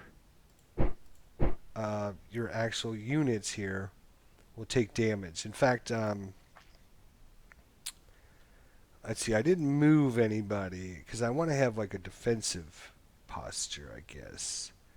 We'll move this guy up here. Oh, he's got the stripe. I can't move him. He's got the stripe. I can't move him. I can't move him. I can't move him. He's stuck. He's stuck. So the only guys that can really move are down here to the south. Now, of course, if you're playing the full campaign, not only do you have to worry about the Western Allies. We chose just the Western Allies. That's correct. So we don't need to worry about the Eastern Allies at this point. Or Serbia down here. I believe Serbia is right here. So we don't have to worry about Serbia being attacked by Austria-Hungary. We don't have to fight that as well. So what I would like to do is actually get rid of some of these reserves. This guy is taking too much. So you can see, what is this? This is a infantry division that doesn't have anybody assigned to it. So what I think I'm going to do is just take the regulars and put them in there as well. 31 of 26. So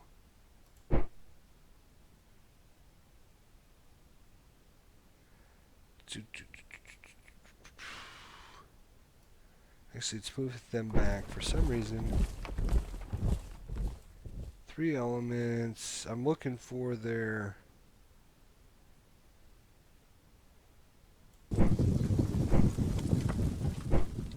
There we go. So now, by removing that extra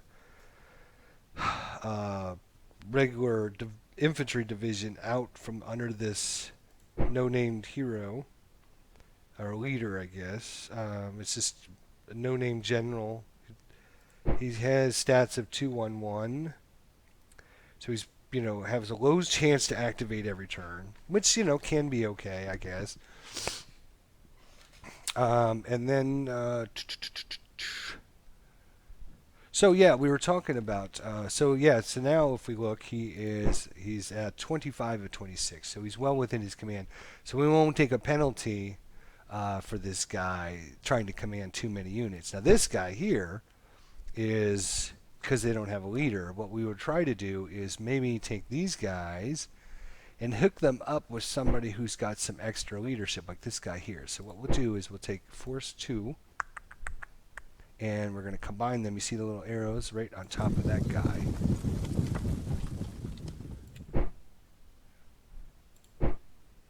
Force 2. I want you guys to go. You're targeting. Oh, they're striped. They can't move. I was wondering why I couldn't do that. But as soon as they become active, we want to get those guys over to this guy. And the reason is he's got some extra command points that he's not using. So putting those extra guys, these two guys that don't have a leader, we want to put them over here with this guy. We actually have the city of Verdun, who has a level 2. So we definitely, we definitely want Verdun. So we don't have a lot of guys. A lot of our guys are striped right now. You see, striped. Remember, they can't move. They can't do anything, right? So I mean, technically, I guess this guy could come right down here. We do have 2 garrison units. We do have a fort level 2, but I'd like to get. Let's see what we have here. If I was to take out of our army this guy here, who's a 432, and put him in the corpse engineer, what's that going to do to our army? Okay, our army right now has got 39 of 51. Remember, this is our command, so that's plenty good. This guy now has got 24, 24. So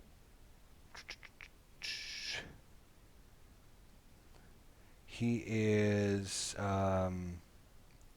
he's got a combat strength of 448, which is not horrible. Not horrible. He's got the 9th Corps with him, a little supply train, and his element, which consists of some regulars, 1, 2, 3, 4 regulars, a couple artillery divisions as well. Or I'm horrible with brigades, regiments, corps, and all that stuff. I'm terrible. I should have a little cheat sheet. So if anybody knows of a cheat sheet, send it to me. Because I don't know corps and brigades and battalions and all that stuff. Just it doesn't make a lot of sense to me. But anyways, so we can basically bring this guy off, and we can bring him over to Verdun now. So he's got 24 or 24, so he's at his maximum command. You can go over your command, but you're going to take a penalty for that. So kind of reorganizing. And now if these guys break through, you can see our value for our army here. This is the total, kind of the total stack of everybody's value here. So if I move this guy off and just put him over there, until we actually move, it won't actually change the number. All right, so we were talking about these bars here. So that is a very, very good question. So there are 3 bars. There's an envelope.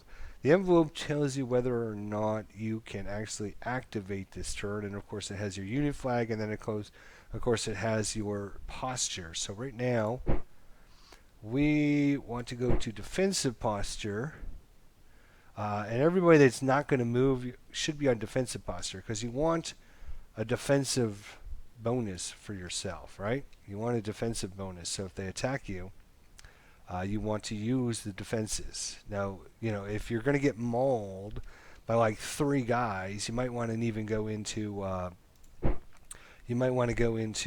Oh yes, the other thing we didn't talk about. See, there's so much. So we talked about our posture. So if you're going to get mauled by like three guys, let's just say this guy, and this guy are going to come over here, and we're going to get mauled. What we might want to do is just go into passive posture. All right, fine, we'll fall back. Boof, you attack us, we'll take some losses, and then we'll fall back. Um, and now we've got these three guys in that one spot, and we have, three of our leaders that are just sitting there. Plus, the attacker always seems like, hopefully they'll take more losses because they are attacking. But I guess that all depends. Right now, we're not entrenched whatsoever. So anyway, so not only do you have your postures for your movement, but you also have your uh, what do they call these? I'm not even sure. So you have your postures, right? And then you have your. I guess the best way I can kind of describe this is how aggressive you are during your posture. So you have your defend, no change to the standard rules. All right. So depending on whatever your posture is, you're just going to go with normal, right? So if we go with say defensive, and then we're going to just do normal defensive. All right. But then you can change that by going, okay, we're going to hold at all costs. So we're going to be defensive, right? But then we want to hold at all costs. Or you can go, you know what, I'm going to go attack, and I want to be attacking at all costs. Okay, so each one of these has its own little kind of subcategories to it. So if we're going to assault, we want to all out attack, all assault, just go guns a-blazing, Or we can go, all right, let's go with our offensive posture, but we want to have a conservative attack. We don't want to lose too much. We want to call off the attack if it's not going well. The chances to succeed are doing so are increased, but both sides will suffer fewer losses. So, read each one of these. So basically, you can kind of fine tune what kind. So if we're going to go defensive, we can say, you know what, let's go defensive and retreat if we're engaged. We don't want to fight them. We just want to kind of hold them off. Or we can go defend at all costs. So you can see what a big difference there is there. So two very, very, very, very important buttons there. Okay, for each one of your unit cards. This isn't for your whole army. This is just for each individual unit. So let me switch this back to just normal.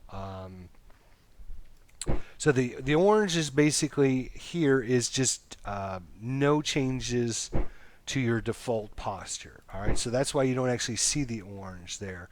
But if I was to switch this into red, I thought you would see the red. Now maybe I'm not looking at. No, I'm looking. Which unit stack am I dealing with?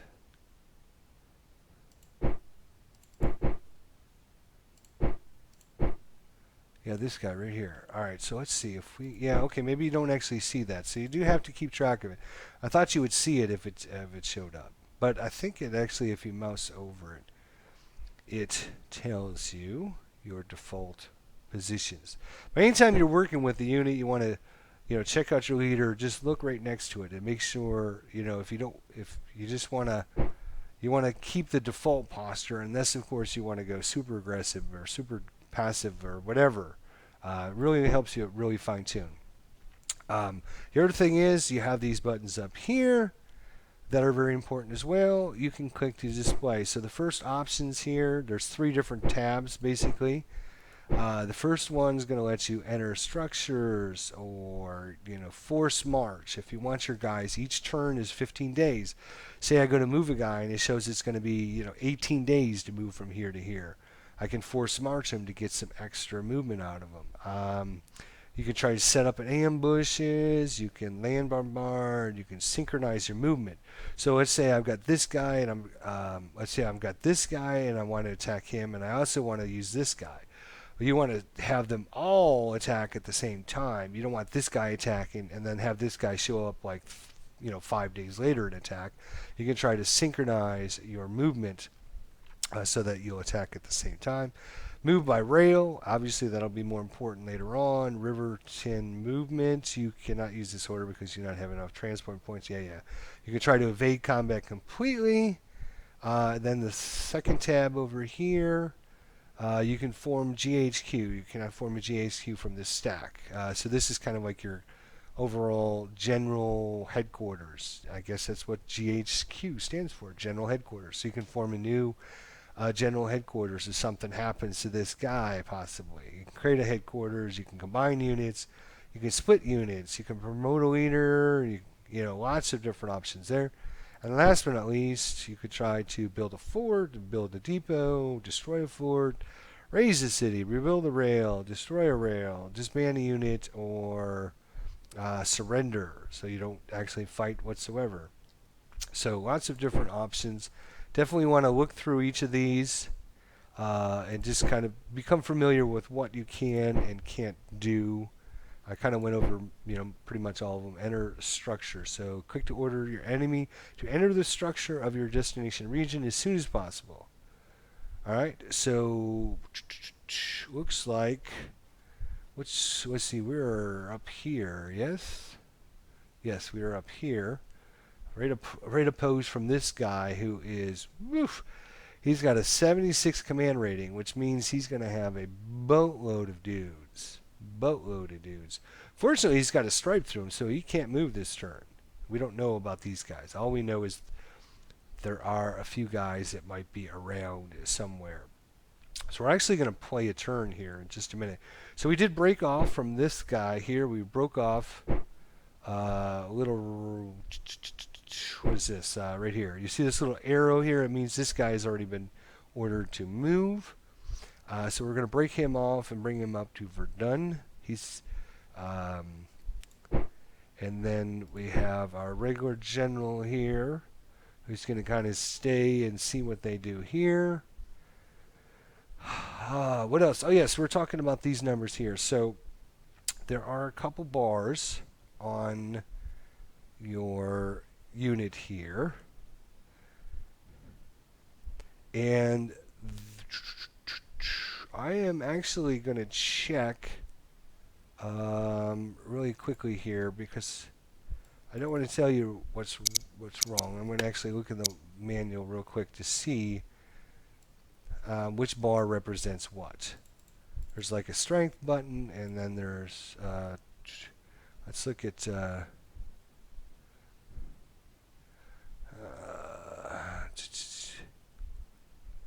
let's see if can I do a search for like infantry. Let me just check the manual real quick. See if it actually shows. Alright, looks like I'm going to actually have to search for it. Manipulating stacks. Unit. What is a unit? What is a unit? What is a unit? So they might have different terminology than I actually have, but if you can understand what I'm talking about, that's what's important. Don't worry about what's in the computer. Each leader provides command points. Yes. Special abilities.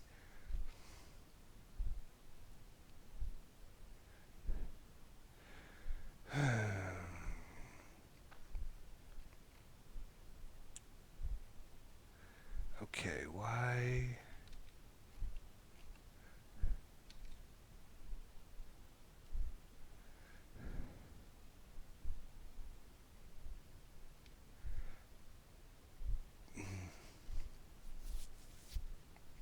Okay, so purple column is cohesion, green power is manpower. Okay, so let me come back to you guys here. All right, so if we look, each one of these guys, will have a wow. All right, it says in the book purple and let me just double check that. Let me read it. Cohesion is purple column. Manpower is green column. Do you see purple and green? No, I see red and blue. I believe the number on the right left-hand side, the red bar, I believe is the cohesion. So that's how effective they are in moving around and fighting, and they're not tired, they're not exhausted, they have supplies and they're ready to go.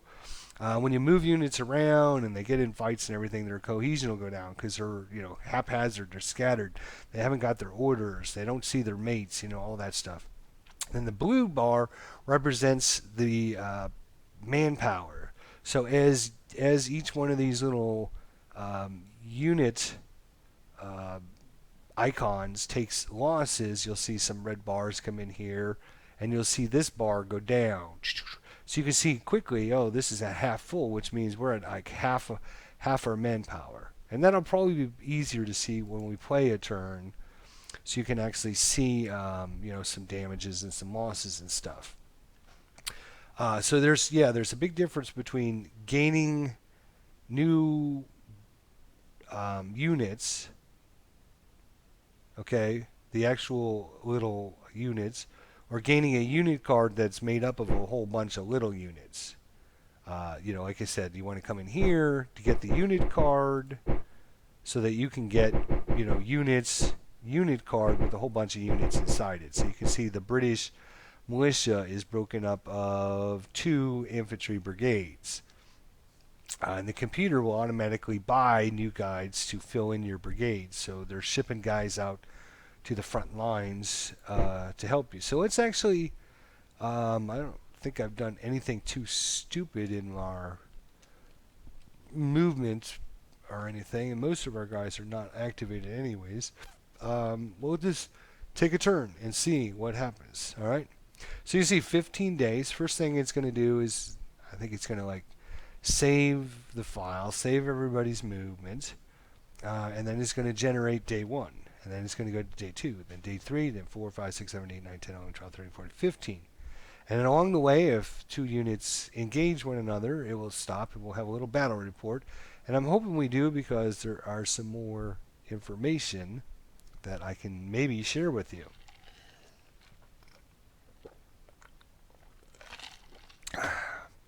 So up to day 6. Still thinking. I'm not sure why our guy hasn't moved yet. Oh no, it was just, okay. I was going to say, there we go. We're day 1, now we're on day 2. We should start seeing some units moving around on the map here eventually.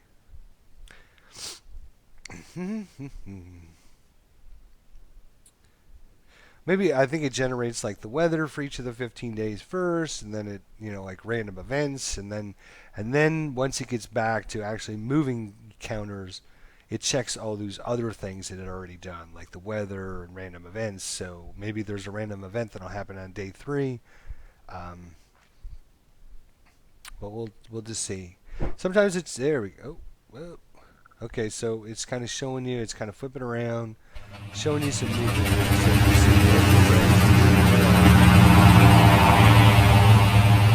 So it looks like the Germans are planning a major swing around the front there.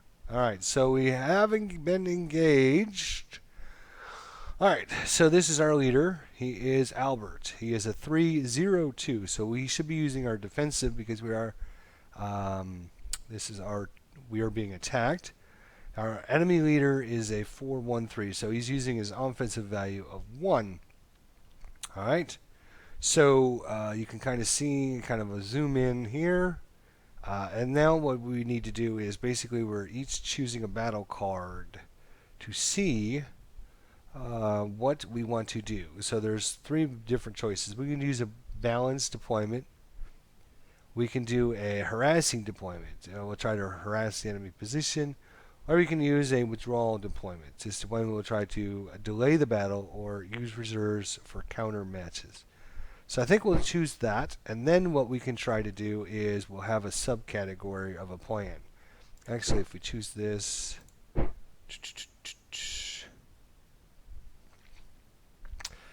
we have 4 cavalry. He doesn't have any cavalry, so we could try some harassing because he doesn't have cavalry. So 40% of our forces are infantry, 40% are horses, and 20% are artillery. He has 78% in infantry and 21% in artillery. So he won't be able to really flank us. I'm wondering. Hmm.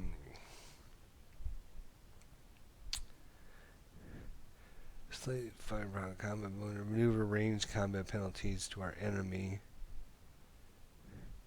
Lower this plan to or use this plan to lower casualties. Slight effective combat bonus to our cavalry and combat penalties to our enemy fire, assault, and protective values. Use this plan for lower enemy combat stats with cavalry harassment. Yeah, let's try that. That sounds like a good one. We have cavalry, he doesn't. It's clear. A lot of times you'll actually see the enemy's stats here first, and I believe that's based upon your strategic number. Since he has a strategic value of 4, we have a strategic value of 3. He is higher than ours.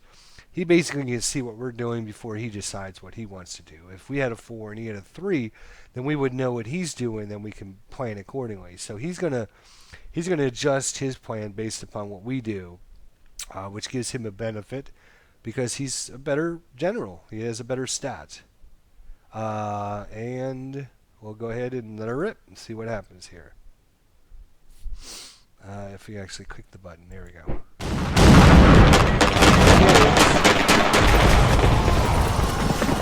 Alright, so here's the after unit battle report. Alright, so we entered the fight with 25,000, we lost 9,000. We entered the fight with 13,000, we lost 800 of them. 72 artillery, lost 18 of those. Belgium got defeated in the Battle of Brussels, early August, day 6. They came in with 270,000 men, and they lost 5,000. We had 25,000 men. We lost about 9,000, a little bit over 9,000. You can see he ended up using a strong center deployment plan. This is our plan. You can see each of the divisions that fought in it and how they did and any important things that happened. Our unit had a high hit probability during this round. So you can see your postures here, which we looked at earlier. He had a aggressive assault posture, so he wants to take this area as quickly as possible. He had 2 enemy commanders.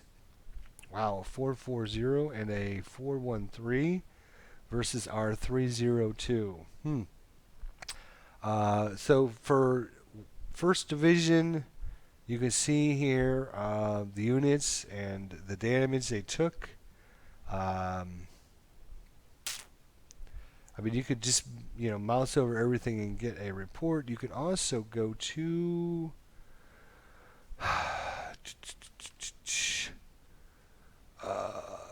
is it this one? I believe is the button here. So you go to start of the battle, and this is what we had. Then you can go to round 1. If there was more than one round, you would see more numbers. You can actually go round by round by round to see what happened. So in round 1, total inflicted, we inflicted 6 hearts. So a heart represents a wounding of men, but not a complete loss of like one of those actual subunits inside a unit card. So we inflicted, and they inflicted 29. We had, let's see here. So power 22 is artillery. 2nd Reserve Division. You can see down here. Okay, so he took 36 hits, and he lost 2 of the units from the card. You can see here we took 36 hits, and we actually lost 8 units off a card. And I'll explain that again. We'll just close that out, let this turn finish. This is kind of why I wanted to show you a turn, so you could actually see maybe.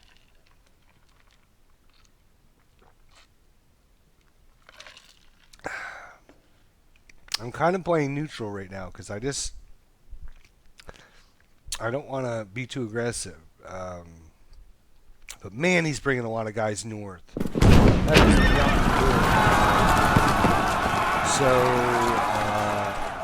Entente, which is the Allies, lost. And I'm sure I'm saying that wrong. We only lost 400 men. But he came in with 172,000 infantry, 15,000 horses, and 900 artillery. We were way, way, way outmatched. So hopefully these guys ran for their lives. But yeah, we got totally decimated there. Go ahead, close. There we go. So we're on day 12. Still moving the units. Now it's on to day 13. Still moving units, seeing what happens. Day 14. And finally, day 15. And we are one turn into the game. If you play the Grand Campaign, it is 107 of these turns. So France did not be attacked, but it looks to me like Germany is... They're going to try this flanking maneuver, so we have definitely done it. You will notice the diplomacy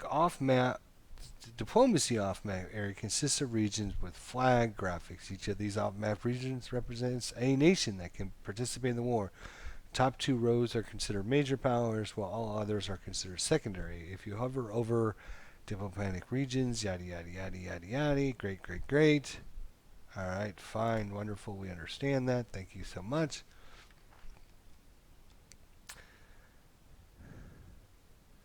Alright, so you can see, I believe this is the one guy that we've got to get some units over here. ASAPPP. Alright, you can see all of our stripes are off our guys now, or most of the stripes are off. I think we were locked because of our plan. We were locked in. A lot of these guys were locked into position during the first turn. This guy here and this guy here, I think, failed their check, so they can't make any. They can't activate this turn. You see a lot of our other guys. This guy looks like he failed his activation check. And this guy way down here looks like he failed his activation check. Alright, so zoom back in back up. We got, looks like 1, 2, 3, 4, 5, 6, 7, 8. 8 armies swinging around this way. And we got the British up here trying to hold. Good British, yay. But they're not going to be near enough. We need to get some defenses up here as soon as we can. So again, we click on our guy here. We can see he's got 13 of 28. We might want to take and add one of these. Let's see. This is the better spot to do it. So add 12. 12 and 12 would be 24. He can go up to 28. So yeah, we could add in one of these. And then I think they're pretty much all the same. There's nothing too different. 13 to 28, so we'll add in a division on him. He's now up to 25 of 28. Okay, and well, you know, if they try to press through here, we're going to be in trouble there too. We're going to move this guy into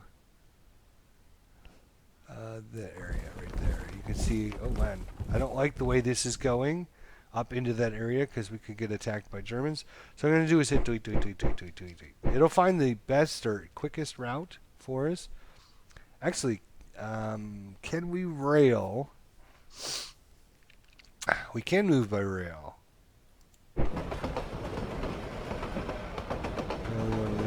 There. So now it'll use the rail line, and it'll only take 4 days. So much quicker, but we only have very limited amount of rail. And I'm trying to find that number for you. I'm trying to remember where. Oh, right there, rail points. So we have 100. We use 45 just to move that one guy over there by rail.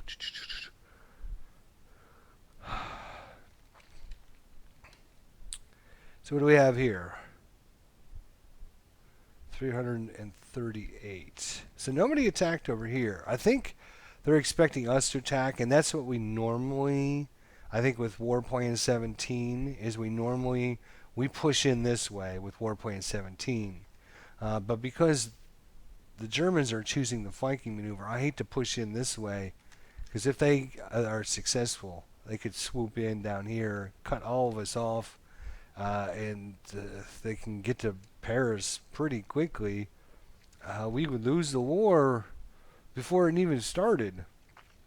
So let's look at some of these units that got smashed here. Let's look at this guy here. You can see he's actually taking something here because his red bar is way down. So if we look at this unit here, this is a unit card. I don't know the exact term they use it, but I just call it a unit card. We'll call this a unit card, whatever you want to call it. And inside the unit card is units. And you can see inside each unit it has a number of men. You can see some of the men of this unit is dead. Some of the men of this unit are dead. Some of the men of this unit are dead. Those men need to be replaced. And in the very beginning I showed you how the computer will automatically buy guys to replace your actual guys inside each of your divisions. So the computer will buy guys to replace these guys. So hopefully slowly, if these guys are not attacked, they're in supply, they'll get some guys back. I know that was kind of hard. I explained that a couple times. Unless you actually see it, it makes a little bit more sense. Hopefully it makes a little bit more sense. All right, Britain. You're striped, you're not striped. Can you come over here? Help? Do something. Let's look at this guy first. So is it 432, not a bad leader. He's 18 of 25. Hell, look at that. We've got a hell of a fleet here. This is the Chandel fleet, huh?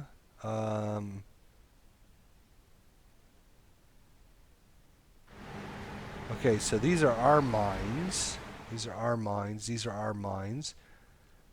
Okay, I haven't done much with fleets, so apologize if I'm not. Let's if we can come up and harass them, that might be a good thing. How long would it take us to get there? It's going to take us 10 days. And then I can just drag. I thought I could just. Let's. Maybe they changed that as well. Just hit delete. Now let's drag it up, say up there. It is neutral and are blockaded. Okay, that's why we couldn't move up there. The region cannot be entered in this scenario. Okay. So it looks like none of that stuff can be entered into. Right? Oh no, we can actually. Alright, so we can actually bypass. We can't go into them because Belgium says. I think that's Belgium, right? Isn't that Belgium? I believe it's Belgium. Amsterdam. I believe that's Belgium, isn't it? Amsterdam, Belgium. Anyways, whoever this is, I think it's Belgium. Netherlands. Netherlands. Oh yes, it's Netherlands. Belgium's down here. I'm sorry. I apologize for that. Yeah, that's Belgium. This is Netherlands. Apologize. I don't know my geography very well. So we're going to bring our fleet up here. Why not? This is just like a little test run here to figure. I'm trying to show you how things operate and stuff. So again, just dragging and dropping. You can see our 5932 sounds like a pretty good amount. Our hero, our leader here is Sir Hedworth Muse. He's a 232. All right, so I guess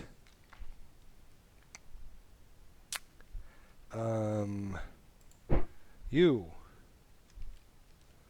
get up here.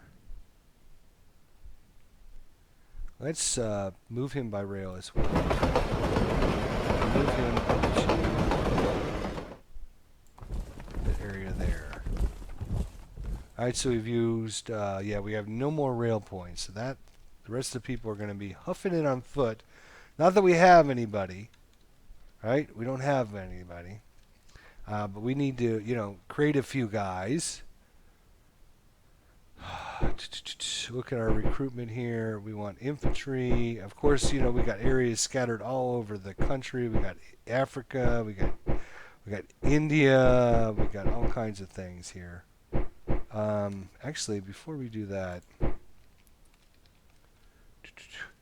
can we actually command British forces? Tell them, you come here. Cannot just reach the destination. Can you come here?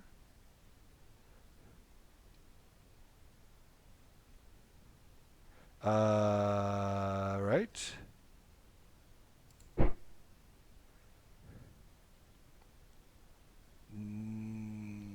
Does it have any... These look like warships. They don't look like transport ships. It's a cruiser squadron, etc., etc. I'm looking for like transport ships. I'm wondering... Alright, here's battleship. Alright. Our battleship squadron has an overall combat strength of 8 compared to our other ones. Maybe this is in, yeah, this one must be being recruited right now because you can see all of his stats are way down at the bottom. And it's, I believe, in red. Means it's like one turn of many in the process. Once it's done, it'll be nice having him aboard, won't it? You can't move, you can't move, you can't move. None of you guys are movers, huh? Let's see. Stripe. Remember the stripe. If they got a stripe, they can't do anything. Let's see. Let's just try and move this guy, say, to here. Oh, we can move the British. Okay. I wonder, can we actually move the Belgians as well? I bet you we probably could.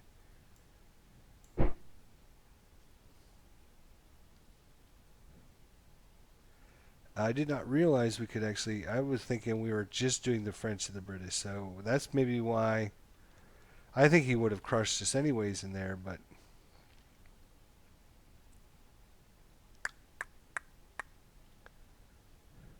Move that guy over and see if we can... Look at that stack. 2,000. Oh my gosh.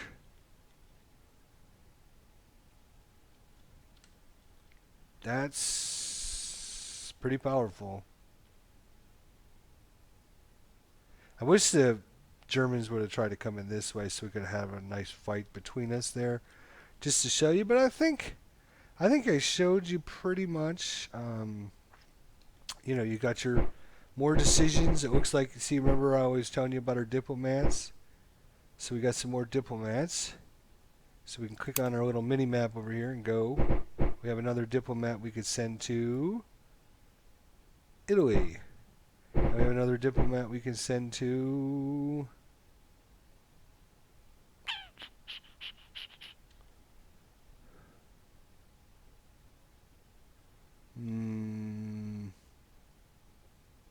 Persia? And, you know, lots of other declaration of war, build munitions factories, bombard fortifications, appoint generals. I mean, there's all kinds of different things you can get into and really delve into with that. Um, so yeah, basically you're moving stacks around, and geez, I have no clue how the French are going to be able. The Germans look so powerful. Good lord. I mean, they got. You see how many generals? They just have tons of generals. First of all, they have these very powerful stats. This guy could come in with 939 and 643 and attack me. Again, it's not just based upon your combat value, though. If we had some 312, this guy here, we don't know. It doesn't say. I didn't think we could tell what their stats are.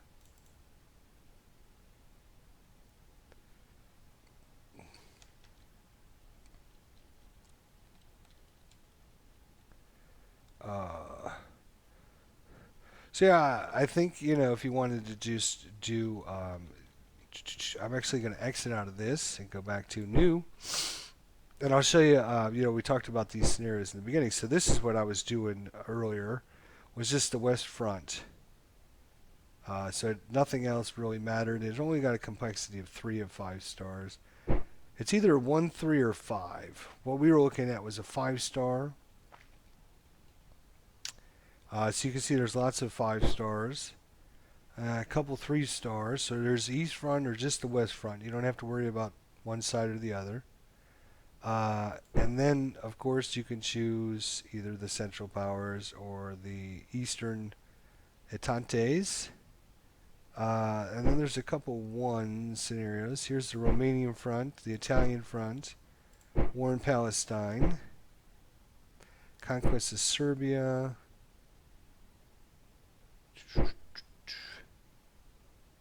the full war, the full Great War campaign.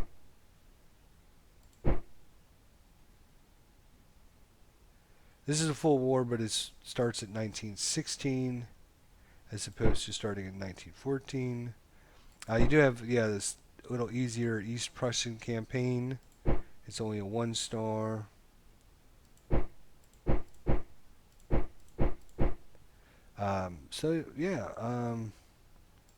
Let's just load that up real quick just to give you an idea of what that looks like. Basically, everything else will be grayed out, so it's just like one little region that you can play. There you go. And this covers the Eastern Prussian campaign from August to September. So you have August, which is 2 turns, and September, which is 2 turns. So I believe that's 4 turns. And you can see everything else is kind of grayed out except for just this little map. And of course, what you'd want to do is come over here and go to strategic locations. So you can see Königsberg and Thorn are very important locations. We don't know. They have one guy here.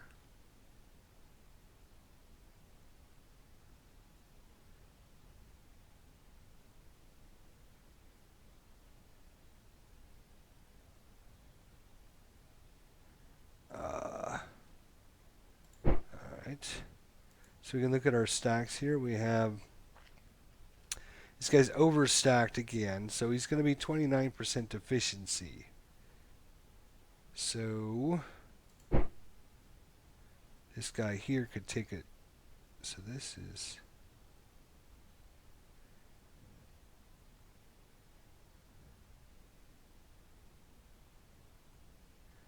27th. What's his seniority? Is 999, so he'll never be in charge. He's like, literally everybody in the army has to die before this guy will be in charge. Alright, so that's... Or maybe they do their seniority differently. Let's see. Yeah, he's got a seniority level of 131. So if we combine these two guys... Yeah, see, he moved to the bottom of the list.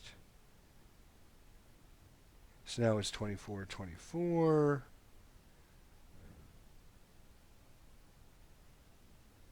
Alright, so what we'll do is we will drag him over that guy right there. I think that's a good option.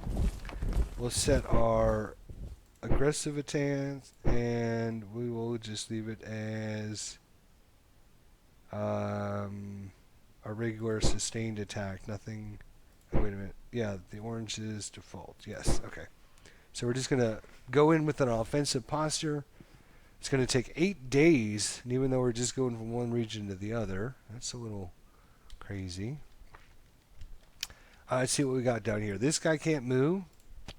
He's all striped up. This guy can't move. He's all striped up.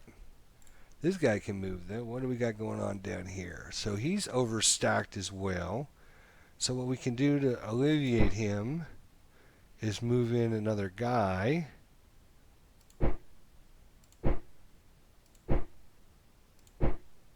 We'll move in 15th Corps.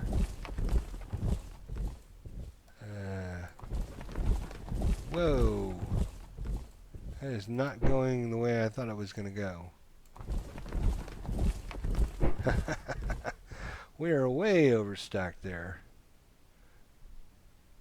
Alright, we can separate just as easily. We can take this guy and one of these supply trains, right? And then all you have to do is just drag them to another place in that same region, and you'll see it makes a new card. So he's 18 of 24, so we can actually take something else. What can we take? Is that all the stuff we have? Yeah, that's all the stuff. Let's take another supply wagon. So just drag it over to this. Alright, so he's at 18 to 24. This guy is at 49 to 24.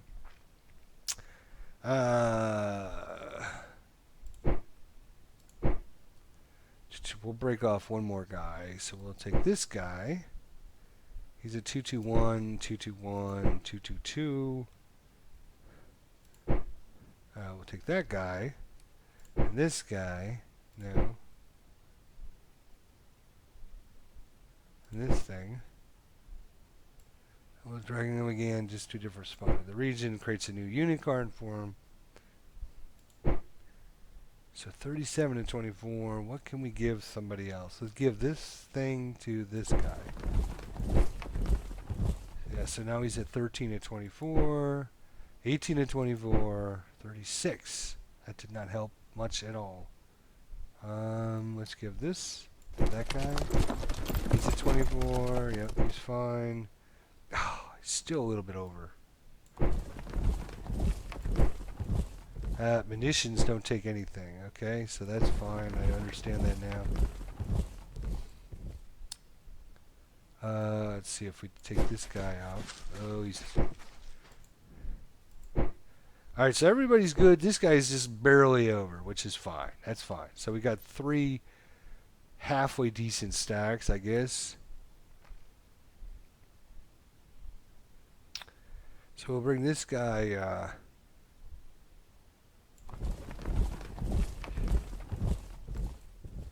here.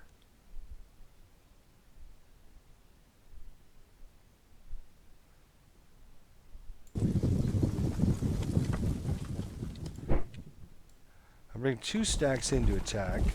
This last stack, we will bring them up that way. Alright? Like I said, I'm not an expert at playing the game. I just barely understand enough to make me dangerous. So, let's see how that works out for us, alright? So again, it's got to kind of process all the behind-the-scenes stuff. It's going to figure out what the weather's going to be like, any random events, checking on to make sure, which units are active, which ones didn't activate, all the behind-the-scenes stuff. Then eventually it'll start processing day 1, day 2, day 3, day 4, day 5, day 7. Oh, this must be a 7-day scenario. Okay, so yeah, we actually have... I think this is only 7-day scenario. Each turn is 7 days. Yeah, so yeah, you can see 16th through the 21st. Okay. So, it's a little bit different. Alright, this guy. Delete. There we go.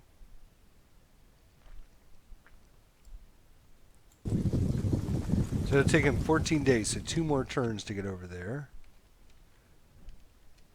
What the hell did this guy not move for? Bring him over there. Who else do we have in this? This is Russian.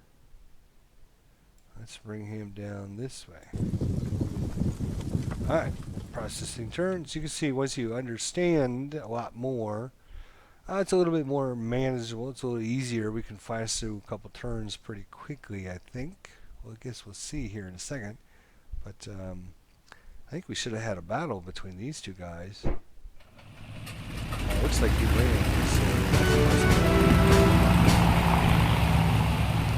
So looks like Germany sent over an aircraft to find out why did this guy not move.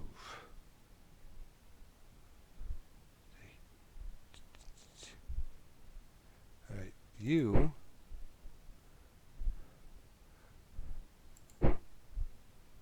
Alright, we'll just go to the next day. It's taking a couple turns because they're only 7 days apiece. 7 per turn. But that gives us 8 turns, 7 turns, or whatever for the scenario.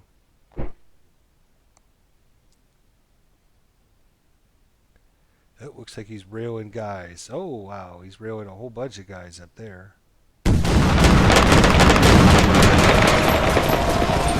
Russia's been defeated. Day 2 of August 22nd to 31st. Our battle results, we had 146,000 men. He had 137,000. I think this is a really good general, if I'm not mistaken. Yes, Hindenburg's is 753. So 7, he's going to activate all the time.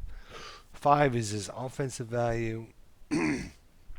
Our Yahoo's a 221. So you can see just by having better generals, he's got a powerful, powerful stack here. Holy Moses.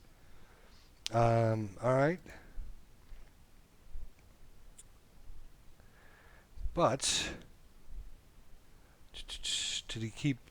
did he leave Königsberg? Alright.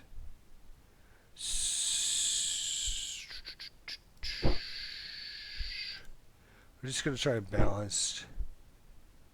Oops. Try a balance. Oh, this damn Hindenburg, man. He needs to leave us alone. He's very good.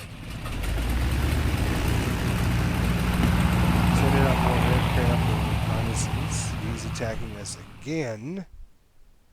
We're 230, so we got 0 on defense, and he's attacking us with the 5.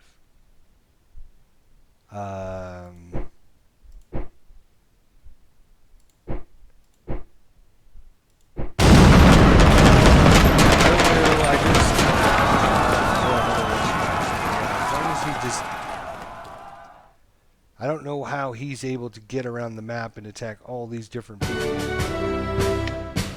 But we can't do that. We are still, I mean, literally our guys are still walking from one place to the next. And Hindenburg came all the way up here, attacked us, came all the way down through here, and now he's all the way down here. And our poor dude has just been mauled. You see, pretty much everybody's been wiped out of his division. So let's just, he should stop. We had guys coming this way. I just don't understand how, I mean, that's things I guess you got to try to figure out. It's still showing 7 days to get from here to here. And Hindenburg went from here to here to here, down this way, all the way through there and over here. I think the computer cheats. I will be more than happy to tell you what a cheating thing it is. So this is going to take 14 days, 26 days. What? Use the rail line. We don't actually own the rail line, so I guess we can't use it. That's funny. Alright, well,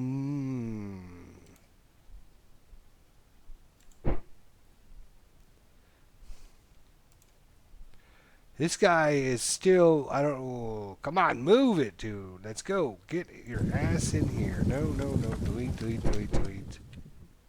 One day, get your ass in there. You should have already been in there. Now, maybe he's using the rail lines. And that's a possibility why he got all the way around. I think that's the only way he could have done it. So what he did was he put his guy from here, he dragged it over to this spot here. And so everywhere along the line, he fought people where we were at.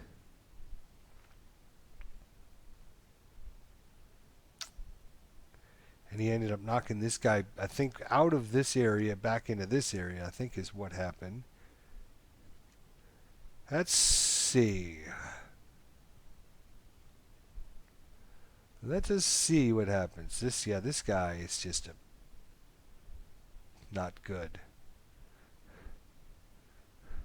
Maybe we should be playing as the Germans.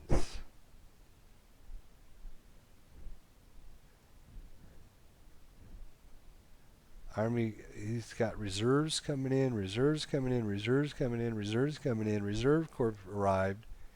He's got like 100 reserve corps that just arrived. And my guys are still walking around not doing anything. Still literally not doing a damn thing.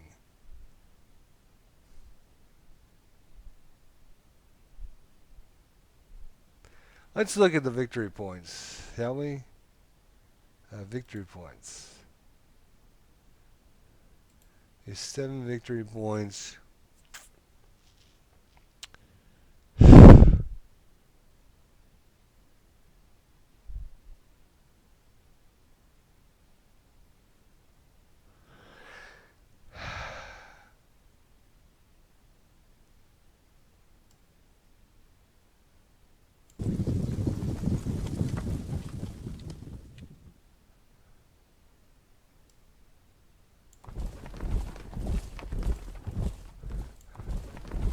"21 days. Let's try a force march."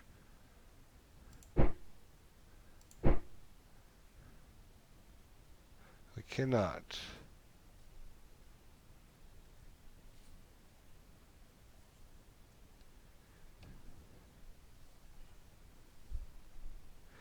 Bad weather can reduce it as well. Alright, 4 days to get over there. At least try to capture a town or two before we lose. Come on, guys. Come on, guys. You can do this.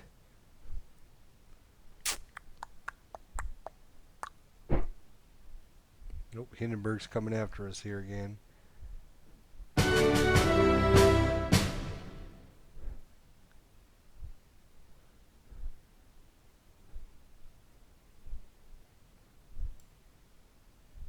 Three days. It shows 3 days. I'm not sure why this guy is not.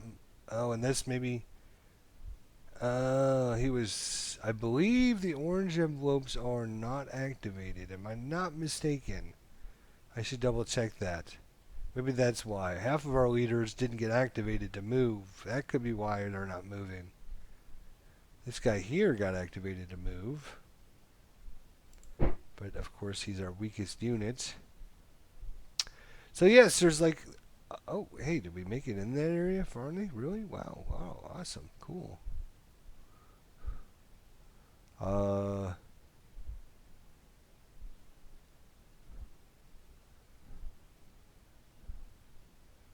This guy is not activated again. That's what that first number, command number. He is a, what is he, a 331? 311, yes.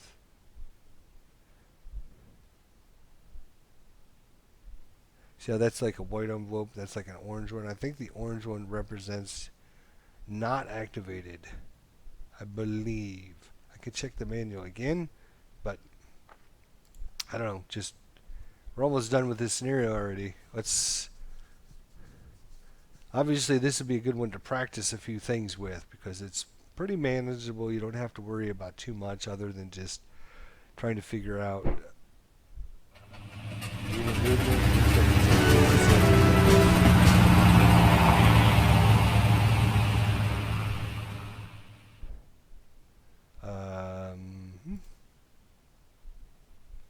These guys are striped, so they're not going to move anytime soon. This guy, move him up there. I don't know where Hindenburg went. He was like right here. Oh, there he went. I think he was trying to go into our area. You? 14 days to go to the next area. Wow. It's like 2 turns. Well, let's see if we can... 24 days is 7/40/21. It's going to take way too long. Force march it. No, that's synchronized movement. I don't think I can force march in this game. That's too bad. Alright, I'll just go to the next turn here.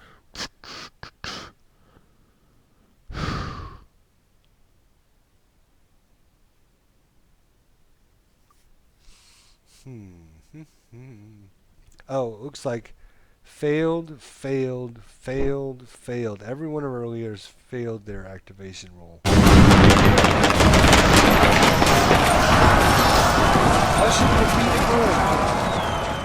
September 22nd to 30th. We lost 9,000. He lost 3,000. We were pretty equal in men. 37,000, 37,000. We had more horses than he had. He had a few more cannons than we had.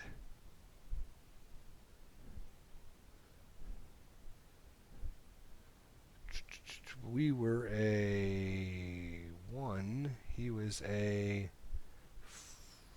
4. That's the difference. Minor defeat. Lost by victory points. None of the contenders managed to reach their territorial objectives, or the cost of rendering the victory meaningless. Your enemy managed to outscore you 98 to 168. Wah, wah, wah, wah. And that's it. That's that short little scenario. Again, this is just a that's just a one star. I think I like the 3 stars, west front, east front. You know, it's a little bit bigger. Obviously, a few more turns. This is 10 turns. Actually, that's all that is 10 turns. This one here is 25 turns. That's 10 turns. 25 turns, 8 turns, etc. Anyways, hopefully you got a good idea of how to operate to end all wars. I guess that's it. We'll see you guys later. Thanks for watching.